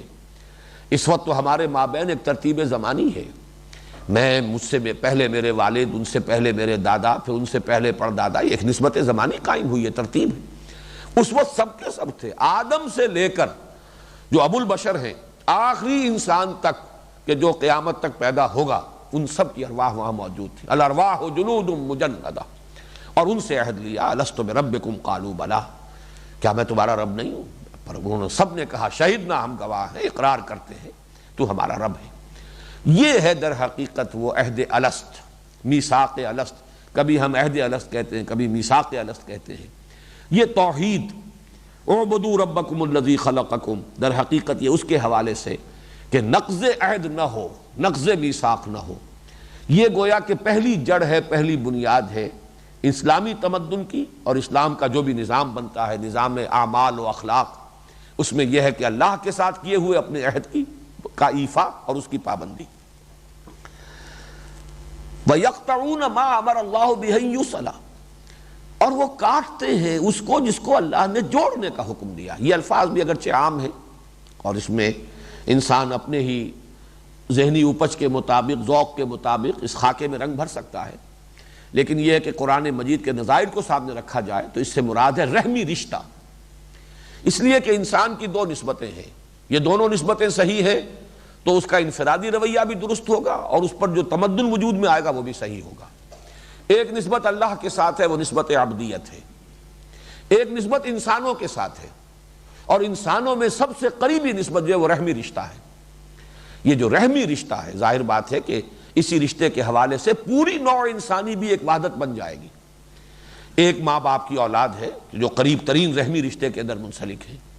ایک ذرا پیڑھی اوپر چڑھ جائیے تو دادا اور دادی کی اولاد میں اب وہ حلقہ وسیع ہو گیا ہے، پردادا پردادی کی اولاد میں وہ حلقہ اور وسیع ہو گیا ہے، یہاں تک کہ آدم و حوا پر آ کر پوری نوع انسانی اس میں آ جائے گی۔ اور ظاہر ہے کہ اس میں الاقرب فالاقرب، اس میں جو جتنا قریب ہے اس کا اتنا ہی حق زیادہ ہے۔ تو صلہ رحمی، یہی وجہ ہے کہ سورہ نساء کی پہلی آیت جو ہے یا ایھا الناس اتقوا ربکم الذی خلقکم من نفس واحدۃ وخلق منها زوجها وبث منهما رجالا كثيرا ونساء واتقوا الله الذی تساءلون به والارحام ان اللہ کان علیکم رقیبا۔ بچو، تقوی اختیار کرو اس اللہ کا جس کا تم واسطہ دیتے ہو ایک دوسرے کو، جس کے نام پر مانگتے ہو ایک دوسرے سے، جو مانگتے ہو اپیل کرتے ہو تو اس کے نام پر، اور رحم کا لحاظ رکھو، رحمی رشتوں کا صلہ رحمی کرو، قطع رحمی نہ کرو، رحمی رشتوں کو کاٹو نہیں، جوڑو۔ یہ ہے در حقیقت تمدن کی اصل بنیاد۔ جہاں یہ جذبہ ہوگا، جہاں انسان جو ہے اس طریقے سے صحیح طور پر متعلق ہوگا اور حقوق ادا کرے گا رحمی رشتوں کے، اس میں ظاہر بات ہے درجہ بدرجہ یہ بات پھیلتی چلی جائے گی اور دائرے مختلف بنیں گے۔ وہ ایک والدین کی اولاد، ظاہر بات ہے کہ جو چچا کی اولاد ہے وہ پھر خود اپنی جگہ پر ایک والدین کی اولاد ہے، لیکن یہ کہ اس دوسرے دائرے کے اندر وہ آپس کے میں آ کر مل جاتے ہیں۔ اس طریقے سے پوری نوع انسانی ایک دائرے میں، یا ایھا الناس انا خلقناکم من ذکر و انثی وجعلناکم شعوبا وقبائل لتعارفوا ان اکرمکم عند اللہ اتقاکم۔ اسی اعتبار سے کہا جاتا ہے کہ شریعت اسلامی کے بھی دو حصے ہیں، حقوق اللہ، حقوق العباد۔ یہی وجہ ہے کہ عبادات میں بھی چوٹی کی عبادتیں جو ہیں، ویسے تو یہ ہے کہ روزہ ہر مسلمان پر، مرد پر، عورت پر فرض ہے، زکوٰۃ تو ہر ایک پر فرض نہیں ہے، اس لیے کہ زکوٰۃ تو جو بھی صاحب استطاعت ہوگا، صاحب نصاب ہوگا، اسی پر فرض ہوگی۔ لیکن دو ستون جو گاڑے جاتے ہیں ہمیشہ عبادات میں، نماز اور زکوٰۃ۔ نماز اللہ سے جوڑنے والی ہے، زکوٰۃ بندوں کے ساتھ جوڑنے والی ہے۔ جو بھی تمہارے جو بنی نو ہیں تمہارے، ان میں سے جو بھی پیچھے رہ گئے ہیں، جن کو بھی ضرورت ہے مدد کی، جنہیں سپورٹ کی ضرورت ہے، جو محتاج ہیں، جو کسی درجے میں امداد کے مستحق ہیں، ان کے ساتھ امداد کرو۔ یہ تمہیں جوڑنے والی شے ہے اپنے ابنائے نو کے ساتھ، اور نماز تمہیں جوڑنے والی شے ہے اپنے رب کے ساتھ۔ تو گویا کہ یہی دو چیزیں جو یہاں آئی ہیں، انہی کے حوالے سے حقوق اللہ، حقوق العباد، اور یہاں پر وہ عہد اللہ کے ساتھ، عہد الست۔ اس پر پھر اضافی عہد ہے۔ جب کوئی شخص ایمان لے آتا ہے تو یہ ایمان اپنا گویا کہ اسی اپنے عہد کی اور توثیق اس نے کر دی ہے۔ جب شریعت عطا ہوتی ہے کسی قوم کو تو گویا کہ ایک اور میثاق جو ہے اور پختہ ہو گیا اور گہرا ہو گیا، اور اس میں جب کہہ دیا گیا سمعنا واطعنا تو اور جکڑے گئے۔ وَمِيثَاقَهُ الَّذِي وَاثَقَكُم بِهِ، فرمایا وہ لوگ، وہ فاسق جو یہ دو حرکتیں کرتے ہوں، اللہ تعالیٰ صرف ان کو گمراہ کرتا ہے، اور ان دو حرکتوں کا نتیجہ کیا؟ وَيُفْسِدُونَ فِي الْأَرْضِ، زمین میں فساد پھیل جائے گا۔ پہلا نتیجہ کیا نکلے گا؟ اللہ کے خلاف بغاوت، اور دوسرا نتیجہ خلق کے ساتھ انسان کا تعلق جو ہے وہ صحیح نہیں رہے گا، حقوق ادا نہیں کرے گا، نہ پڑوسی کے، نہ قرابت داروں کے، نہ رشتہ داروں کے، نہ والدین کے۔ تو فساد در حقیقت نتیجہ ہے یہ جو دو اختلال پیدا ہوئے، وما يضل به الا الفاسقين الذين ينقضون عهد الله من بعد ميثاقه ويقطعون ما امر الله به ان يوصل ويفسدون في الارض ويفسدون في الارض، یہ اس کا نتیجہ ہے۔ تو یہ فسق، یہ فجور جن کے اندر ہے، جو یہ دو جرائم جو ہیں اس کے مرتکب ہوتے ہیں، اللہ کے ساتھ کیے ہوئے عہد کو توڑنا اور رحمی رشتوں کو کاٹنا، وہ ہیں لوگ کہ جو مفسد ہیں۔ اللہ تعالیٰ پھر ان کو گمراہ کرتا ہے۔ قرآن مجید سے بھی انہیں پھر گمراہی ملے گی۔ جو ہدی للناس بن کر جو آیا ہے کلام، پوری نوع انسانی کی ہدایت کی ضرورت کو پورا کرنے والا، لیکن انہیں اس سے ہدایت نہیں ملے گی، بلکہ وہ اپنے اندر کی اس داخلی کجی کی وجہ سے اس قرآن مجید سے بھی انہیں گمراہی ملے گی۔ اولئک ھم الخاسرون، اور یہ اس کا نتیجہ ہے، وہی ہوں گے خسارے والے، گھاٹے میں وہی رہیں گے، برباد وہی ہوں گے۔ یہ خسارے کا لفظ جو ہے وہ اگرچہ ہم اپنی عام زبان میں تو 2-4 روپے کا بھی خسارہ ہو جاتا ہے، 2-400 کا، 2-4 ہزار کا، 2-4 لاکھ کا، لیکن قرآن مجید میں یہ لفظ خسارہ جو ہے در حقیقت فوز، فلاح، رشد، ان سب کے مقابلے میں ایک جامع لفظ آتا ہے خسارہ۔ اولئک ھم الخاسرون۔ تو فائزون، راشدون، مفلحون، یہ مختلف درجات ہیں فوز کے، کامیابی کے، انسان کے بامراد ہونے کے، منزل مقصود تک پہنچ جانے کے لیے مختلف تعبیرات ہیں، لیکن ایک ہی ہے ان کا سب کا جو ہے، جو اینٹونیم ہے، جو ان کی ضد ہے، وہ خسارہ ہے۔ اولئک ھم الخاسرون۔ اب آ رہی ہے وہ آیت جس کے بارے میں نے عرض کیا تھا کہ یہ حقیقت زندگی کے اعتبار سے، اور وہ جو فلسفہ زندگی ہے، جس میں کہ علامہ اقبال کا وہ شعر جو ہے بہت ہی اہم ہے، تو اسے پیمانہ امروز و فردا سے نہ ناب، جاویداں پیہم دواں ہر دم جواں ہے زندگی، اس پر یہ آیہ مبارکہ، اور اس میں اگرچہ قدرے کسی درجے میں کہا جا سکتا ہے کہ ابہام ہے، لیکن القرآن یفسر بعضہ بعضا، قرآن مجید کا ایک حصہ دوسرے حصے کی وضاحت کر دیتا ہے، تفسیر بیان کر دیتا ہے۔ تو اگر نظائر کے حوالے سے سمجھا جائے تو بات بالکل 2 اور 2 4 کی طرح واضح ہو جائے گی۔ فرمایا کیف تکفرون باللہ وکنتم امواتا فاحیاکم ثم یمیتکم ثم یحییکم ثم الیہ ترجعون۔ ذرا وہ لگا دیا جائے یہاں پہ، وہ جو میں نے اسکیچ سا بنایا ہوا ہے، تم کیسے کفر کرتے ہو اللہ کا۔ اور یہاں پر میرے نزدیک کفر کا وہ مفہوم زیادہ صحیح منطبق ہوگا کہ کیسے ناشکری کرتے ہو اللہ کی۔ اللہ نے تم پر جو احسانات کیے ہیں، اللہ کا جو تم پر فضل ہوا ہے، اللہ کا جو تم پر کرم ہوا ہے، اس کا تم تصور کرو۔ اور یہ گویا کہ ایک تعجب کے انداز، کیف تکفرون باللہ، جس پر اتنے فضل ہوئے ہوں، جس پر اس درجے کرم ہوا ہو، جس پر اللہ تعالیٰ کی اتنی عنایت رہی ہو، وہ کفر کرے، وہ کفران نعمت کرے، وہ ناشکری کرے۔ کیف تکفرون باللہ وکنتم امواتا فاحیاکم ثم یمیتکم ثم یحییکم ثم الیہ ترجعون۔ یہ میں نے اوپر جو بنایا ہے اس کو نوٹ کیجئے، یہ الفاظ وہی لکھے ہوئے ہیں، یہ ایک تسلسل ہے، لیکن اس میں نے سیاہ اور سفید، کنتم امواتا، تم مردہ تھے، فاحیاکم، تو تمہیں زندہ کیا، ثم یمیتکم، پھر وہ موت آئے گی، پھر تم پر موت وارد کرے گا، ثم یحییکم، پھر تمہیں زندہ کر دے گا، ثم الیہ ترجعون، پھر تم اسی کی طرف لوٹا دیے جاؤ گے۔ اس میں 4 ادوار کا ذکر آ گیا ہے، حیات انسانی کے 4 دور، اس لیے کہ موت بھی در حقیقت، یہ میں نے سن 66 میں مضمون لکھا تھا، جیسا کہ میں نے ابتدا میں آج عرض کیا ہے، حقیقت زندگی، اس میں نے اس حقیقت کو بیان کیا تفصیل کے ساتھ کہ موت تو در حقیقت معدوم ہونے کے معنی میں ہے ہی نہیں۔ جب ہم کہتے ہیں یہ شے مردہ ہے تو مردہ شے معدوم نہیں ہوتی، مردہ کا تو وجود ہوتا ہے، صرف یہ کہ اس کے اندر وہ حیات کے آثار نہیں ہوتے، حیات کی صفات نہیں ہوتی، حیات کی کیفیات نہیں ہوتی، وہ معدوم تو نہیں ہے۔ لاش پڑی ہوئی ہے، مردہ پڑا ہوا ہے، تو مردہ معدوم تو نہیں ہے، ہاں اس میں زندگی نہیں ہے، صرف اس درجے کا فرق ہے۔ تو یہ نہیں کہا گیا کنتم معدوما فخلقکم، کہ تم معدوم تھے پھر تمہیں پیدا کیا، کنتم امواتا۔ اور یہی وجہ ہے کہ حضور صلی اللہ علیہ وسلم نے بڑی خوبصورت تشبیہ جو دی ہے موت کو، وہ نیند سے دی ہے۔ جب ہم صبح کے وقت اٹھیں تو اگر وہ دعا یاد ہو حضور صلی اللہ علیہ وسلم کی، ویسے تو سوتے ہوئے بھی، اللہم باسمک اموت و احیا، داہنے ہاتھ پر اپنا دانا گال رکھ کر قبلہ رخ ہو کر داہنی کروٹ پر لیٹ کر اللہم باسمک اموت و احیا، اے اللہ تیرے ہی نام سے میں مرتا ہوں اور تیرے ہی نام سے میں زندہ ہوں گا۔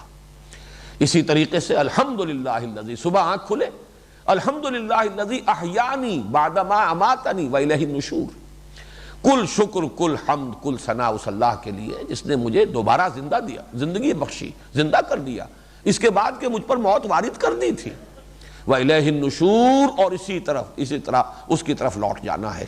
یعنی جیسے روزانہ شام کو تم سوتے ہو، ایسے ہی ایک روز موت کی نیند سو جاؤ گے، جیسے روزانہ صبح کو بیدار ہو جاتے ہو، ایسے ہی ایک وقت آئے گا کہ تم صبح کو بعث بعد الموت جو ہے صبح قیامت کو تم بیدار ہو جاؤ گے۔ فَإِذَا هُمْ قِيَامٌ يَنظُرُونَ، تو اچانک ہوگے وہ کھڑے ہوئے دیکھتے ہوئے۔ تو معلوم ہوا کہ یہ موت اور نیند یہ بہت ایک دوسرے سے مشابہ، بہت قریب ہے، اس لیے کہ نیند میں بھی اصل میں شعور چلا گیا ہے، موت میں جان نکل گئی ہے۔ اصل تو انسان کی جو ہے وہ اصل حقیقت اس کا شعور ہے، نیند میں جان تو رہ گئی لیکن یہ کہ شعور جو ہے وہ سلب کر لیا گیا۔ البتہ جب موت آئی ہے تو وہ جان بھی شعور کے ساتھ، وہ جان جو ہے حیات وہ بھی سلب کر لی گئی، لیکن جسم تو پڑا ہوا ہے، وہ دو من کی لاش جو ہے وہ تو موجود ہے۔ تو اس میں جو چار انوار آ رہے ہیں، کنتم امواتا فاحیاکم ثم یمیتکم ثم یحییکم، تم مردہ تھے تو تمہیں زندہ کیا، پھر تم پر موت وارد کرے گا، پھر تمہیں زندہ کرے گا، پھر تم اس کی طرف لوٹا دیے جاؤ گے۔ تو جیسا کہ میں نے عرض کیا اس میں چار ادوار آئے، لیکن اب اس میں منطقی نتیجہ یہ نکلتا ہے کہ یہ جو پہلی موت ہے اس سے پہلے یقیناً کوئی زندگی ہونی چاہیے، اس لیے کہ موت آتی ہے زندگی کے بعد، یا تو عدم محض اس کو کہا جائے تو ظاہر بات ہے اس سے پہلے کسی اور دور کا کوئی تصور نہیں، لیکن جب آپ کہیں مردہ تھے تو مردہ تو در حقیقت اس سے پہلے کوئی شے زندہ تھی تو مردہ ہوئی ہے، کوئی ہستی تھی، کوئی حیات تھی اس کے اندر جس پر اماتہ کا عمل طاری ہوا ہے۔ تو اس کو اب نوٹ کیجئے، دوسری آیت جو ہے وہ جو دوسرا حصہ ہے اور آیت کا ذرا پہلے وہ اس کو لگا دو، یہ مقام ہے سورۃ المومن، اور اس کی یہ آیت جو ہے دو آیات یہ بہت ہی اہم ہے، ان کو اچھی طرح آپ نوٹ کر لیجئے۔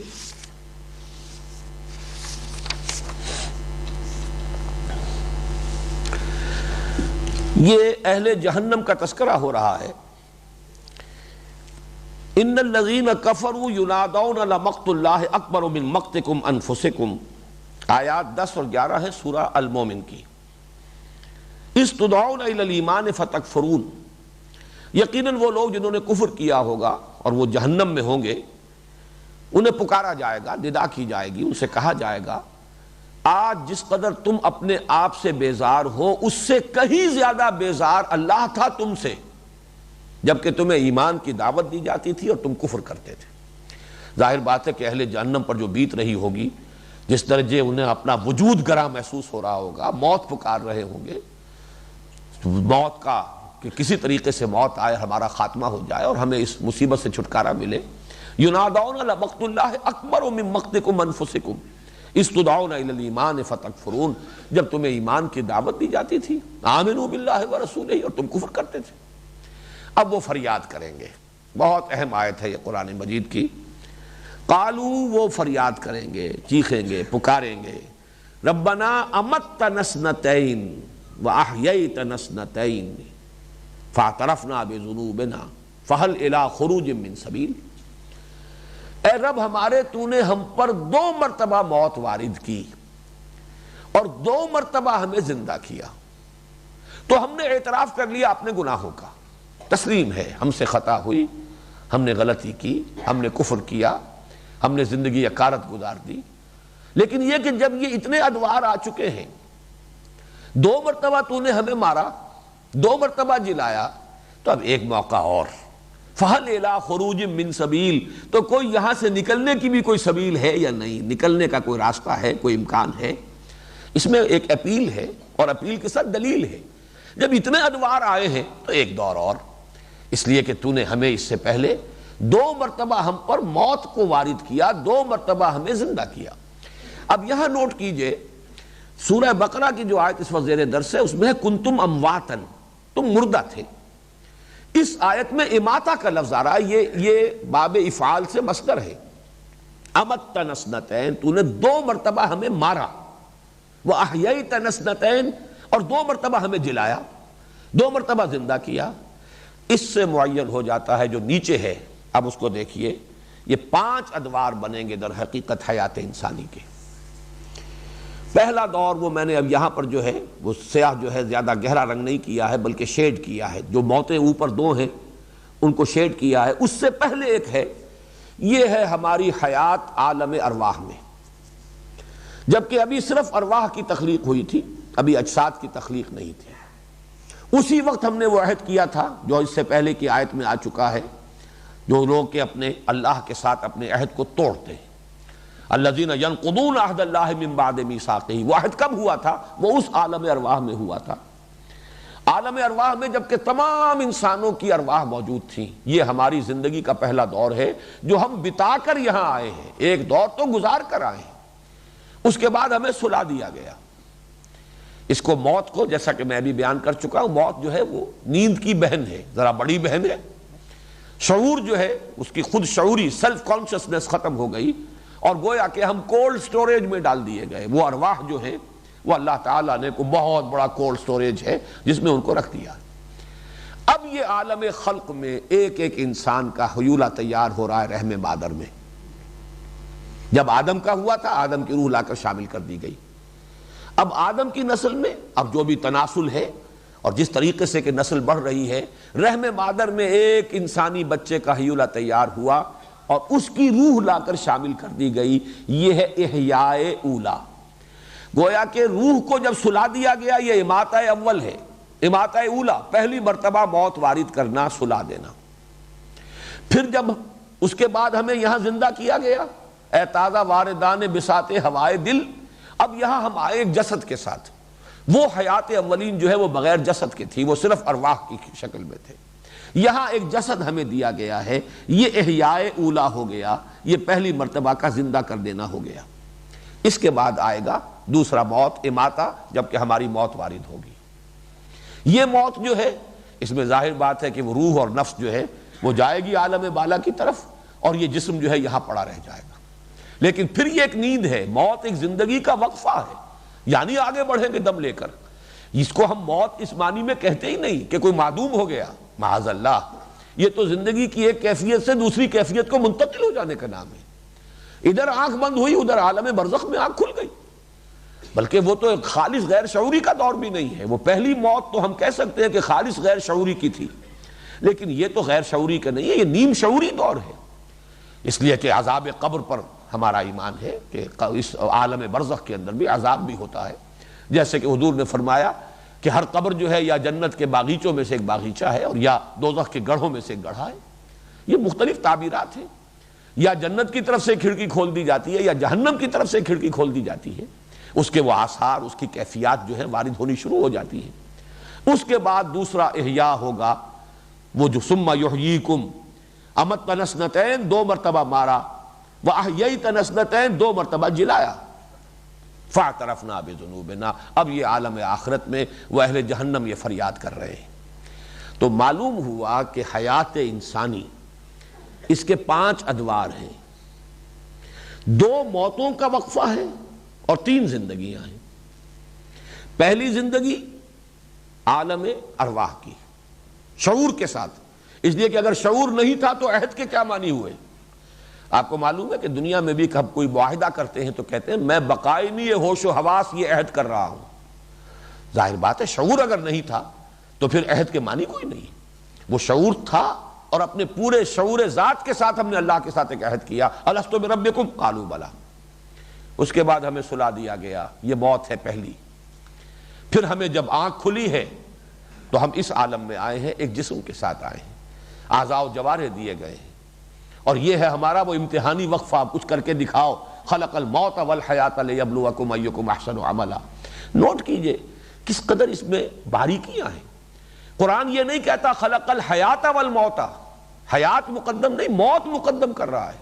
خلق الموت والحیات لیبلوکم ایکم احسن عملا، اس لیے کہ اس دنیا میں آنے سے پہلے ایک موت ہم گزار آئے ہیں، اور اس موت کے بعد جو احیاء ہوا ہے ہمارا تو وہ ہے در حقیقت یہ حیات دنیاوی، اور اس کے بعد پھر اماتہ ثانیہ ہوگا، وہ موت دوسری آئے گی، اور اس کے بعد تیسرا دور جو ہے حیات کا۔ تو گویا کہ کل تو 5 ادوار ہیں جو الفاظ میں نے وہاں لکھے ہیں، انا للہ و انا الیہ راجعون کے مابین حیات انسانی کے 5 ادوار، اس لیے کہ میں موت کو بھی حیات ہی کی ایک شکل سمجھتا ہوں۔ موت ایک زندگی کا وقفہ ہے، یعنی آگے بڑھیں گے دم لے کر۔ موت معدوم ہونے کا نام نہیں ہے، موت حیات ہی کی ایک کیفیت ہے، ذرا نیم شعوری یا غیر شعوری کی کیفیت ہے۔ ایک آدمی بالکل بے ہوش پڑا ہوا ہے تو اسے ہم مردہ تو نہیں کہتے، وہ بہرحال زندہ ہے، لیکن یہ کہ اس کو شعور بالکل نہیں ہے۔ ایک نیم شعوری جو موت ہمیں آنی ہے ابھی، وہ نیم شعوری کی ہے، وہ تو خالص غیر شعوری کی ہے ہی نہیں۔ البتہ جو موت ہم گزار آئے ہیں اس دنیا میں آنے سے پہلے، وہ خالص غیر شعوری کی تھی۔ اس سے پہلے شعور کامل تھا جس میں ہم نے اللہ سے عہد کیا، الست بربکم قالوا بلا۔ تو آپ یوں کہیے کہ 5 ادوار، تو اسے پیمانہ امروز و فردا سے نہ ناپ، جاویداں پہ ہمدماں ہر دم جواں ہے زندگی۔ اب اس میں اصل میں اضافہ کروں، یہ مضامین ذرا کچھ تھوڑے سے پیچیدہ بھی ہیں اور ان میں انسان کا ڈگمگانے کا بھی اندیشہ ہے۔ عالم ارواح میں آنے سے پہلے کیا شکل تھی ہماری؟ اہل فلسفہ یہ کہیں گے اور اہل تصوف یہ کہیں گے کہ اس وقت بھی ہمارا ایک وجود تھا، وہ وجود ذہنی تھا، علم خداوندی میں، جو علامہ اقبال کا ایک شعر ہے، بہت اونچا شعر ہے، بضمیرت آرمیدم تو بجوش خود نمائی، بکنارہ برف گندی در آبدار خدرا۔ اے اللہ میں تو تیری ہستی کے اندر آرام سے سویا ہوا تھا۔ کیا معنی ہے اس کے؟ کہ میری ذات کا علم اللہ کو ہمیشہ سے ہے۔ میرا وجود آج سے 60 سال پہلے ہوا ہوگا اس دنیا کے اندر، اس سے پہلے کہہ لیجئے ہزارہ سال پہلے میری روح وجود میں آئی ہوگی، لیکن میری اس روح اور میرے اس وجود مادی کا علم اللہ کو تو ہمیشہ سے ہے۔ تو میرا وہ وجود علمی جو ہے وہ تو ہمیشہ سے ہے، وہ تو اللہ تعالیٰ کی ذات کے ساتھ قائم تھا۔ بضمیرت آرمیدم تو بجوش خود نمائی، بکنارہ برف گندی در آبدار خدرا۔ جیسے سی پی کے اندر موتی جو ہے وہ بن رہا ہوتا ہے خوبصورت، یہ اس کی اپنی جو ہے تخلیق ہے سی پی کی، پھر وہ سی پی کا منہ کھلتا ہے اور وہ اپنے اس موتی کو باہر پھینکتی ہے تاکہ معلوم ہو دنیا کو کہ اس نے کیا بنایا ہے، کیا اس کی تخلیق ہے، کس قدر حسین تخلیق ہے۔ تو پروردگار میں تو تھا، لیکن یہ کہ مجھے اپنا نہ کوئی شعور تھا، تیری ذات کے اندر میری وہ علمی ایک وجود کی کیفیت باقی تھی۔ وجود خارجی ہمارا پہلے ہوا، وہ ہوا عالم ارواح میں روح کی حیثیت میں، پھر اس کے بعد ایک نیند ہم پر طاری کر دی گئی، کولڈ سٹوریج میں ڈال دیے گئے، پھر ہمارا تعلق اس جسد کے ساتھ رحم مادر میں قائم کیا گیا۔ حدیث میں بھی آیا ہے اور سورہ مومنون میں قرآن مجید میں بھی ہے، حدیث میں آیا ہے کہ جنین جو ہے رحم مادر میں، آج لفظ جنین بھی آیا تھا ہمارے درس میں، وہ ایک عرصہ اس پر نطفے کی شکل میں ہے، پھر کچھ وقت جو ہے اس کا علقہ ہے، پھر وہ علقہ جو ہے وہ پھر مضغہ بنتا ہے، پھر یہ کہ اللہ تعالیٰ فرشتے کو بھیجتا ہے جو اس میں روح پھونک دیتا ہے، فَيَنْفَخُ فِيهِ الروح۔ اس روح کو لوگوں نے سمجھا ہے زندگی نہیں، زندگی تو نطفہ بھی زندہ تھا۔ آپ کو معلوم ہے سپرمیٹوزوان جو مرد کا جرثومہ ہوتا ہے اس میں تو بڑی حرکت ہوتی ہے، بڑی تیزی کے ساتھ، جوش و خروش کے ساتھ متحرک ہوتا ہے، وہ زندہ شے ہے، مردہ شے تو نہیں ہے۔ اسی طرح عورت کی طرف سے آنے والا جرثومہ جو ہے اووم، وہ بھی ایک زندہ شے ہے، لیونگ اینٹیٹی ہے۔ تو حیات جس شے کا نام ہے وہ تو پہلے سے تھی، اصل میں وہ روح وہ ہے جو کولڈ سٹوریج میں، جو اس شخص کی، اس انسان کی معین روح تھی، وہاں سے لا کر اس کا تعلق قائم کیا گیا۔ یہ ہماری زندگی کا تیسرا دور۔ اس کے بعد موت آئے گی، ہم نہیں کہہ سکتے کتنے ہزار سال ہم اس عالم برزخ میں پڑے رہے۔ حضرت آدم کے زمانے کے لوگ کتنے ہزار برس ہو گئے کہ وہ عالم برزخ میں ہیں، ابھی ہم کچھ نہیں کہہ سکتے، طویل بھی ہو سکتی ہے۔ اور جو آخری زمانے کے لوگ ہوں گے ان کا ظاہر بات ہے وہ وقفہ تھوڑا ہوگا، اس جو پہلے زمانے میں گزر چکے ہیں ان کی وہ عالم برزخ کی زندگی زیادہ ہے، لیکن بعد میں آنے والوں کی وہ جو موت پہلی تھی وہ لمبی تھی۔ عالم ارواح کے بعد اس دنیا میں آنے تک کا وقفہ ان کا لمبا تھا، لیکن یہ سارا کوانٹیٹیٹو فرق ہے۔ لیکن یہ کہ اصل وہی ہے 5 ادوار۔ 5 ادوار سے پہلے ہمارا وجود علمی تھا، ذات باری تعالیٰ میں علم کی حیثیت سے ہمارا ایک تشخص، ہمارا وجود تھا۔ اور ادھر انا الیہ راجعون۔ اب یہاں بھی خاص طور پر نوٹ کیجئے، جب لفظ ثم آیا ہے اس کے کوئی معنی ہے۔ ثم تراخی کے لیے اس میں بھی ذرا ایک تاخیر کے ساتھ تراخی آتی ہے، اس اعتبار سے کنتم امواتا فاحیاکم ثم یمیتکم ثم یحییکم ثم الیہ ترجعون۔ ثم یحییکم پر بات ختم نہیں ہو گئی ہے، پھر تم لوٹا دیے جاؤ گے اس کی طرف۔ تو ہو سکتا ہے، بعض لوگوں کی رائے ہے، فلسفیانہ باتیں ہیں یہ ہمارے عام جو اہل سنت کے عقائد ہیں اس سے ان کا تعلق نہیں ہے، فلسفیانہ ہے، صرف علمی ایک دلچسپی کے طور پر آپ کے سامنے رکھ رہا ہوں کہ یہ در حقیقت یوں سمجھیے کہ ارواح انسانی کا جہاں تک معاملہ ہے وہ پھر ذات باری تعالیٰ کے ساتھ ہی ان کا ایک تعلق قائم ہو جائے گا۔ اس دنیا میں بھی روح انسانی کا براہ راست ربط اور تعلق ذات باری تعالیٰ کے ساتھ ہے، جس کو کہا گیا ہے کہ در حقیقت جیسے سورج کی شعاعیں ہوتی ہیں وہ کروڑ ہا میل آ کر بھی سورج سے سلسلہ منقطع نہیں ہوتا، وہ کرن جو ہے وہ اپنے اصل منبع سے جدا نہیں ہے، علیحدہ نہیں ہے۔ اور یہ بھی معلوم ہوا ہے کہ یہ جو سورج کی شعاعیں ہیں ان کے اندر بھی ایک ٹینڈنسی ہے ٹو ریٹرن ٹو دی سن، یہ چکر لگا کر اور ایک کرو بنا کر ان کی ٹینڈنسی جو ہے انہیرنٹ وہ یہی ہے کہ یہ واپس اپنے مرکز اور منبع کی طرف لوٹ جانا چاہتی ہیں۔ تو انا للہ و انا الیہ راجعون، اول و آخر ذات باری تعالیٰ ہے۔ البتہ یہ ہے کہ وہاں سے یہ روحیں کیسے وجود میں آئیں، اب یہ ایک مسئلہ بہت ٹیڑھا ہو جائے گا۔ پھر یہ ہے کہ عالم آخرہ کے بعد کوئی منزل ہے یا بس وہی جنت اور دوزخ ہی کا تسلسل اور دوام ہے، اس کو بھی چھوڑ دیجئے۔ یہ وہ چیزیں ہیں کہ جو صراحتاً اور تفصیلاً قرآن اور حدیث میں مذکور نہیں ہیں، لہذا اسپیکولیشن کا دائرہ اس میں کھلا ہوا ہے، اپنی اپنی سوچ کے مطابق، اپنے اپنے ذوق کے مطابق۔ لیکن یہ ضرور ہے انا للہ و انا الیہ راجعون کے مابین حیات انسانی کے 5 ادوار۔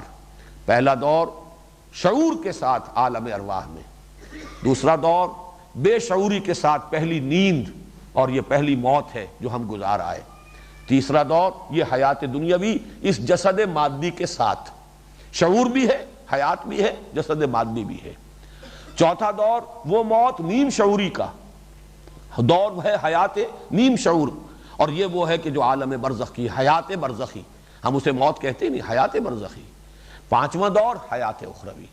تو انا للہ و انا الیہ راجعون کے مابین حیات انسانی کے یہ 5 دور، کیف تکفرون، ذرا غور تو کرو، اللہ نے تمہیں جن جن ادوار سے گزارا ہے۔ مجھے اس مولانا روم کا ایک شعر یاد آ رہا ہے، ویسے وہ انہوں نے ارتقاء کے سلسلے میں کہا ہے کہ 780 پیکر دیدہ ام پسچے ترسم کے زمردن کم شوم۔ میں تو 780 پیکر تو پہلے ہی ہے جو بتا آیا ہوں، نہ معلوم کن کن شکلوں میں، جمادات میں تھا، پھر نباتات میں آیا، پھر حیوانات میں آیا، پھر ارتقاء کے مراحل طے ہوئے، پھر کہیں سے کہیں پہنچا۔ 780 پیکر دیدہ ام پسچے ترسم کے زمردم کم شوم۔ مجھے کیا اندیشہ ہے کہ موت مجھ میں کچھ کمی کر دے گی، میں مرنے سے کچھ کم ہو جاؤں گا؟ میری تو اگلی منزل پہلے سے بہتر آ رہی ہے، ہر آنے والی منزل۔ وَلَلْآخِرَةُ خَيْرٌ لَكَ مِنَ الْأُولَىٰ، اگر انسان سیدھے راستے پر آ جائے، حق پر آ جائے، ہدایت پر آ جائے، تو اس کی تو ہر آنے والی منزل پچھلی منزل سے بہتر ہوگی۔ اس کے لیے تو در حقیقت ترقی ہے، لَتَرْكَبُنَّ طَبَقًا عَن طَبَقٍ، تم چڑھو گے، بڑھو گے، بلند ہوگے، طبقہ طبقہ، درجہ بر درجہ، سیڑھی بسیڑھی۔ بہرحال یہ آیت مبارکہ جو ہے جیسا کہ میں نے عرض کیا، اور سورہ مومن کی آیات 10 اور 11 کے ساتھ ملا کر یہ ہے تو اسے پیمانہ امروز و فردا سے نہ ناپ، جاوداں پہ ہم دواں ہر دم جواں ہے زندگی۔ اور درمیان میں جو ہے یہ وقفہ، ایک موت ادھر ایک موت ادھر، درمیان میں حیات دنیاوی، یہ ہمارا امتحانی وقفہ ہے۔ قلزم ہستی سے تو ابھرا ہے مانند حباب، اس زیاں خانے میں تیرا امتحان ہے زندگی۔ اب تمہیں جسم دے کر بھیجا گیا، ہاتھ دیے، پاؤں دیے، صلاحیت دی، جسم کے اندر طاقت رکھی، تمہارے اندر امنگ رکھی، اب کر کے دکھاؤ۔ آئے یہ گوئے ہے اور یہ چوگان، آؤ پروو یور ورتھ، ثابت کرو تم کیا ہو۔ خلق الموت والحیات لیبلوکم ایکم احسن عملا۔ اب یہاں بھی میں نے نکتہ اس مضمون میں لکھا ہے کہ موت کو بھی ایک سلبی حقیقت نہیں کہا قرآن نے، خلق الموت، موت کو پیدا کیا۔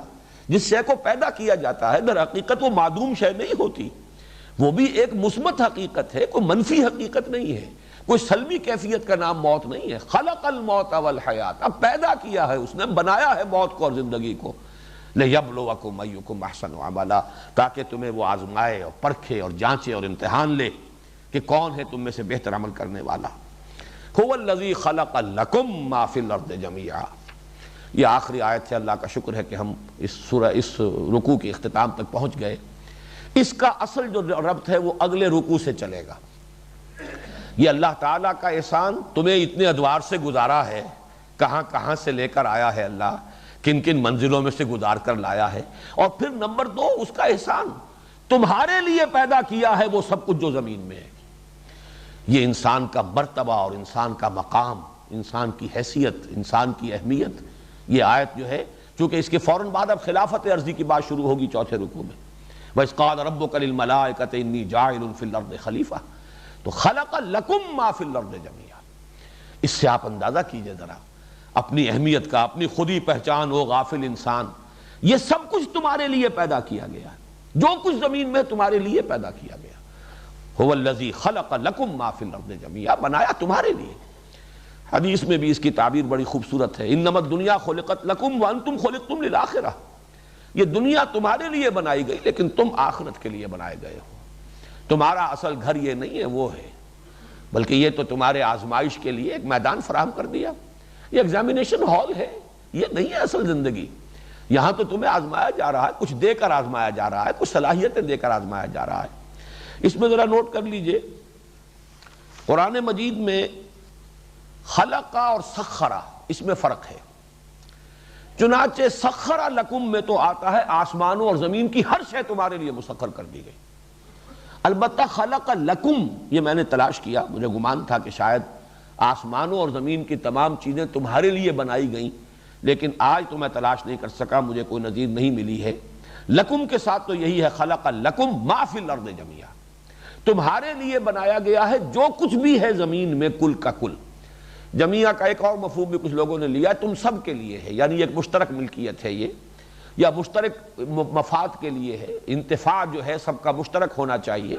یہ بالکل اگرچہ خالص نحوی اعتبار سے اس کا امکان موجود ہے، لیکن میرے نزدیک جو اصل جو در و بست ہے الفاظ کا، جو سیاق و سباق ہے، اس میں یہی ہے کہ تمہارے لیے سب کچھ جو زمین میں ہے کل کا کل تمہارے لیے بنایا گیا۔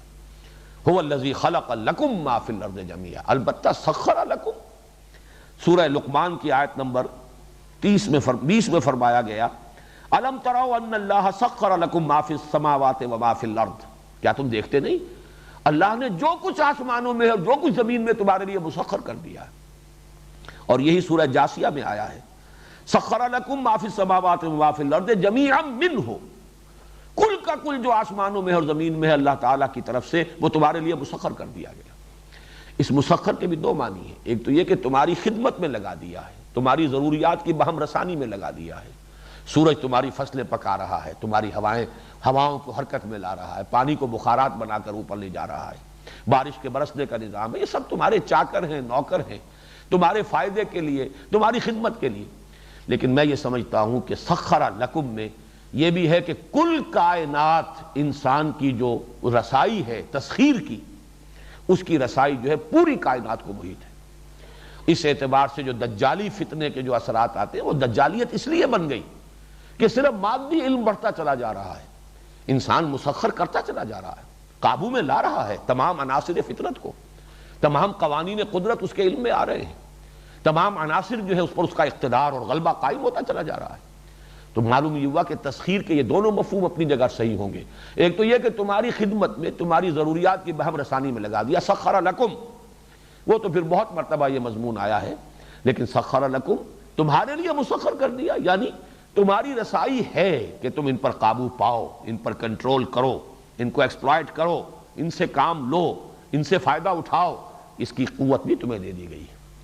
اب یہ دونوں چیزیں وہ ہے کہ جن کا تعلق جو ہے اگلے رکوع کی آیت سے، جیسا کہ میں نے کہا خلافت عرضی، حضرت آدم علیہ السلام کا جو مقام و مرتبہ ہے، تو یہ اصل میں فلسفے کے وہ مضامین ہیں۔ کتنا وقت ہے ابھی؟ اس آیت کا ایک حصہ ذرا سا باقی رہ گیا ہے، ثم استوى الى السماء فسواهن 7 سماوات وهو بكل شيء عليم۔ اب اتنا تو قرض اگر رہ جائے تو کوئی بڑی بات نہیں ہے، اگلے ہفتے انشاءاللہ تعالی چوتھے رکوع کے ساتھ اس آیہ مبارکہ کا جو حصہ رہ گیا ہے انشاءاللہ اس کی بھی ہم تکمیل کر لیں گے۔ بارک اللہ لی ولکم فی القرآن العظیم ونفعنی وإیاکم بالآیات والذکر الحکیم۔